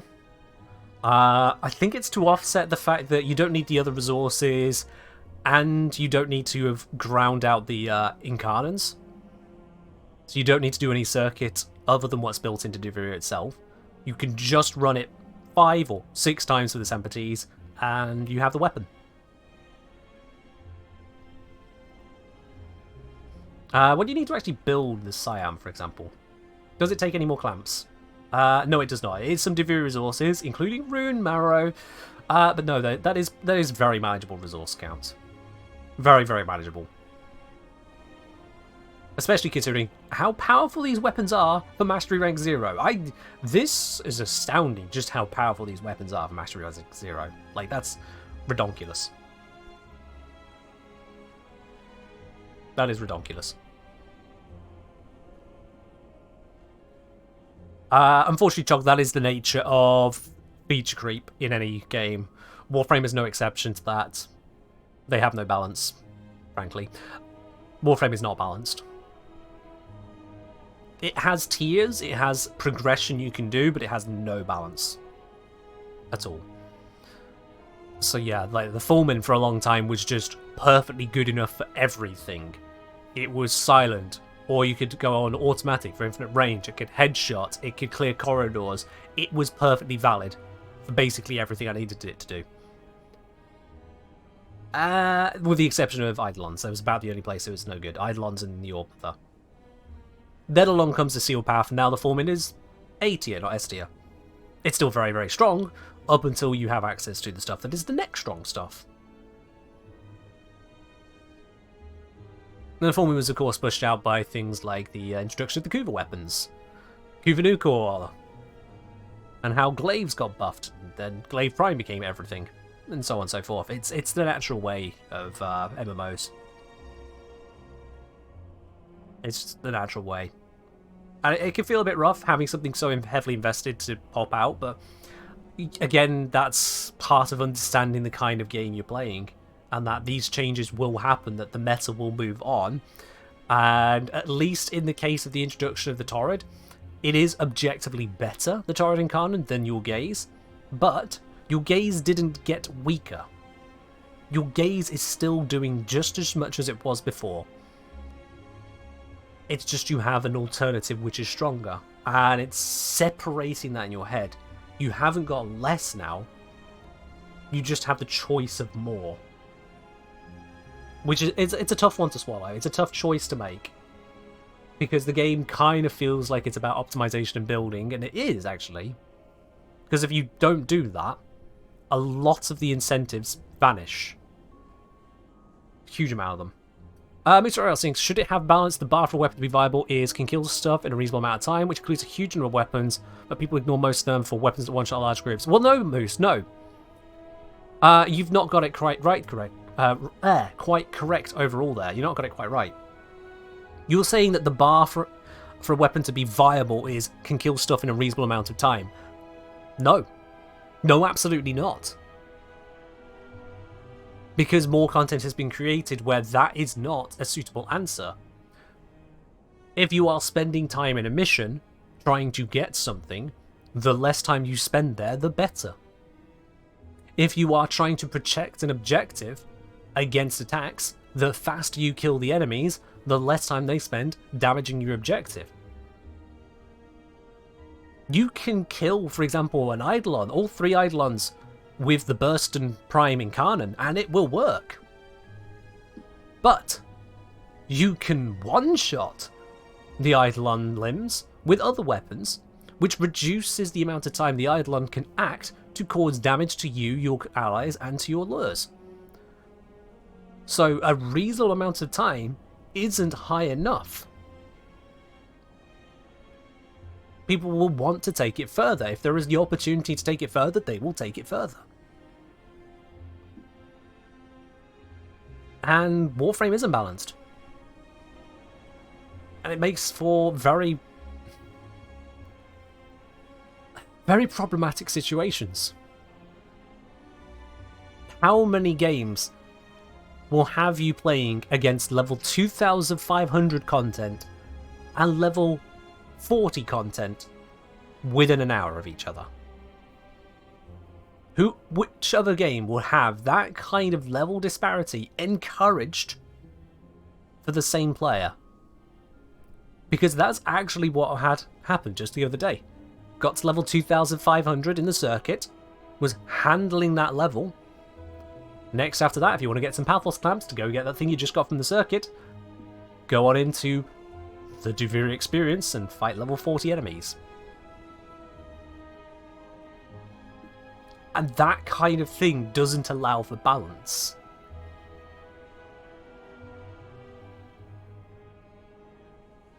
It was part of why the AoE meta became quite so crazy. Because people were able to take, and given no reason not to take, the Kuvazar, the Kuva Brahma, the Kuva Ogress, the Tenet Envoy, Glaive Prime, and just Zaku and Equinox and Ember and Korra into your Relic Fishers, your Lith Relic Fishers. Because that's where the rewards were. Why downgrade a gear? There's no reason not to. You get nothing for it. Why act as a low-level player? Oh, sure, if you want to, you can. But if you don't want to, the game doesn't try to balance around that. The game doesn't give you anything to want to do it. That's where balance steps in.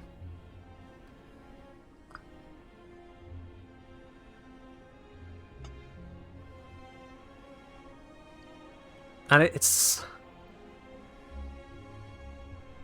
a topic which is part of the core of Warframe. Mood saying, it's kind of like when they added endless runs and Slay the Spire, you want to take your deck and see how far it goes, but the game isn't balanced around endless mode. No, the game's not balanced around endless mode, no, absolutely.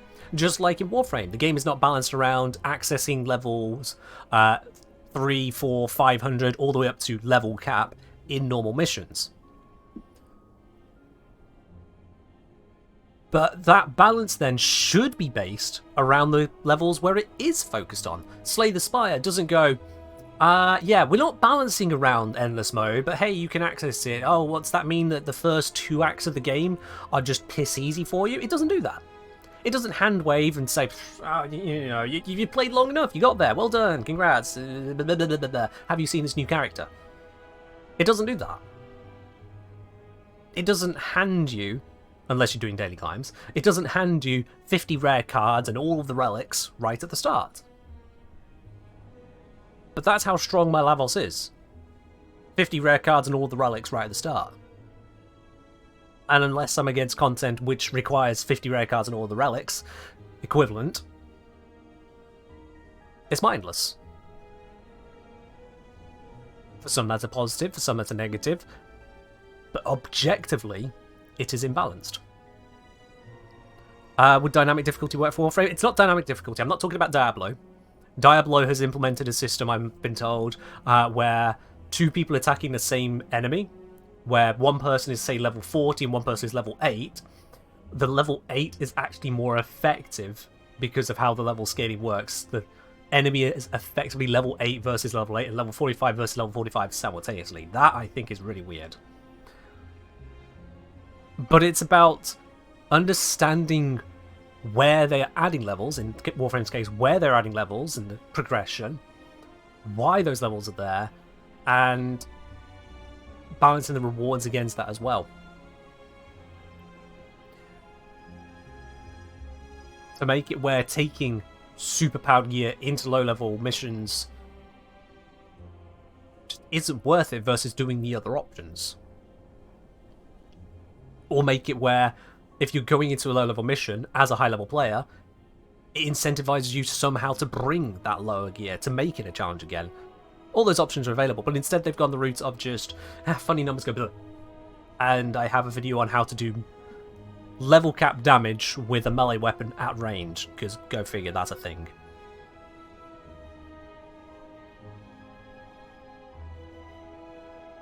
And I know that it's difficult to solve because there is no simple solution. If there were, Warframe would have already done it. Warframe has designed itself around impossible non-balance, and they've doubled down on it. They've doubled down on it. You look at the latest Incarnants to come out, like Chuck was lamenting, Chuck's Torrid just absolutely annihilates what their gaze can do, despite the fact they have invested in their gaze to the nines. 6 Form and a Riven, that is not a small investment. That is not a small investment into a weapon. And now out comes the Torrid and just walks all over it. He's saying there are some situations that can happen in Final Fantasy XIV too. I'll have to let you know I've never played Final Fantasy, so I can't weigh in, but you can sink down from max level to fight bosses at their level, but sometimes it's actually better to wear gear off that level because the stats scale better. I'll be honest, not knowing Final Fantasy XIV, that is actually opaque for me to read through, but I'll take your word on it. It's all a thing. Honestly, it's all a thing. The way some games handle it is, for example, in, what was it called? Oh, really crappy but relevant game that was a Dark Orbit. Very shit game, by the way. The monetization on that was absolutely predatory, but it was a thing. And as you got yourself to a higher power rating on your ship, whatever they called it, the enemies in lower level space stopped dropping resources, stopped giving XP. It trundled off? Fell off? I'm just going to go with fell off. It fell off over the course of a few levels. It went from you're getting the full XP and full benefits to you're getting less. Okay, you reach this point now, you're not going to get benefits from killing this enemy. Move on. Go to the next area. Which has pros and cons. Pros, it keeps levels as meeting levels. Cons, it doesn't have high and low levels playing together. That's one of the positives of Warframe, is that a MR30 and an MR1 can occupy the same space and both get rewards for it. Excuse me. But it's still a problem in terms of balancing. I think, yeah, Icegeo will be able to weigh in on this more than me, but another game, Dofus. Similar again. If you were against really low-level enemies compared to yourself, the XP you get from it was just trash. You'd still get the rewards, but the rewards were no longer as good as what you could get at higher levels. So, no XP, not good enough rewards, you're incentivized to move on. That's what games do. Warframe's got it a different way around, on top of the lack of general weapon and Warframe scaling and balancing and level scaling and balancing. It's a mess, which basically sums up Warframe doesn't have balance. We have an ability which can home through to 2 targets, dealing a few hundred damage, versus an ability which can knock down an entire group of enemies, versus an ability which can freeze a single enemy, versus an ability which can just do a little bit of heat damage to an enemy, to an ability which can just spin you like a pirouette and just waste your energy, all on the number 1 slot, for reasons. Warframe's not balanced. Pure and simple, it's not. And balancing it would be Warframe 2.0.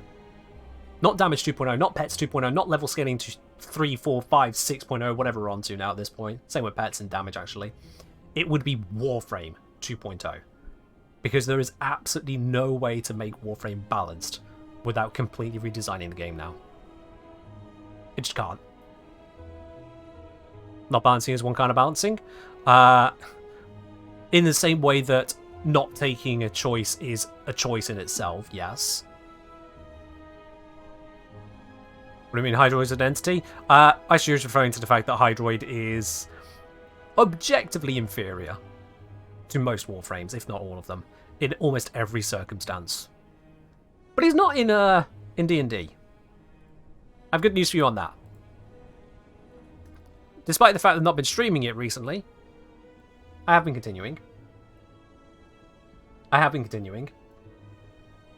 Where is it? Hydroid.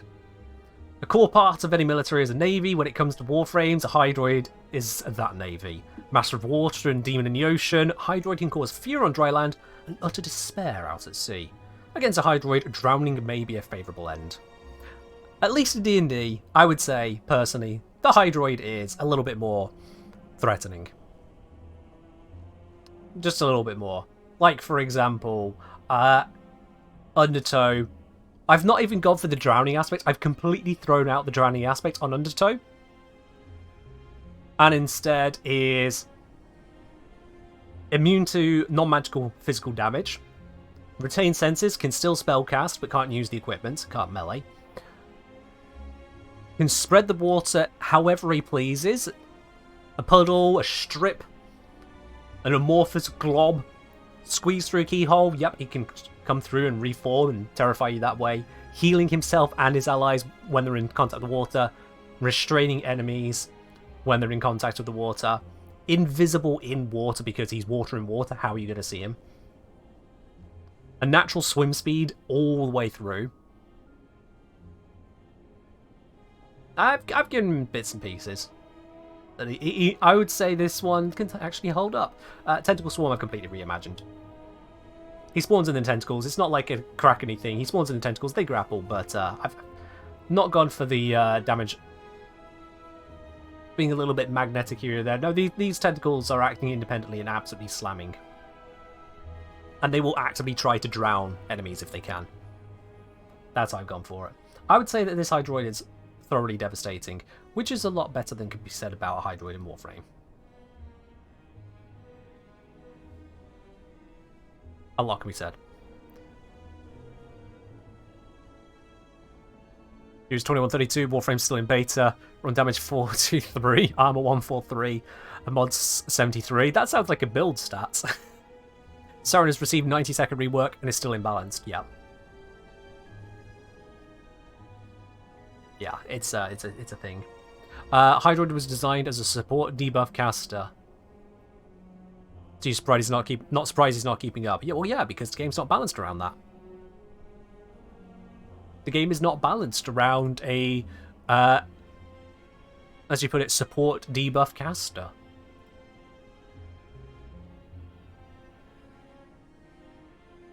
Anyway, I have gone well over time there now.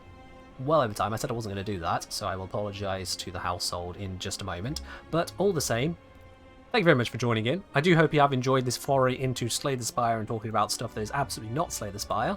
We had an amazing daily climb, so if you somehow missed that one, you'll have to catch it on the replay. But that is all. You guys have yourself an absolutely wonderful weekend, wherever you are around the world. I will catch you on Sunday for some more good old Warframe. As much as we bash on it, it's still an enjoyable game. When the host migration is screwing you over, and there are bits you don't enjoy, but it's on the whole, you know what I mean. In the meantime, have a good weekend. I'll catch you around. Bye-bye.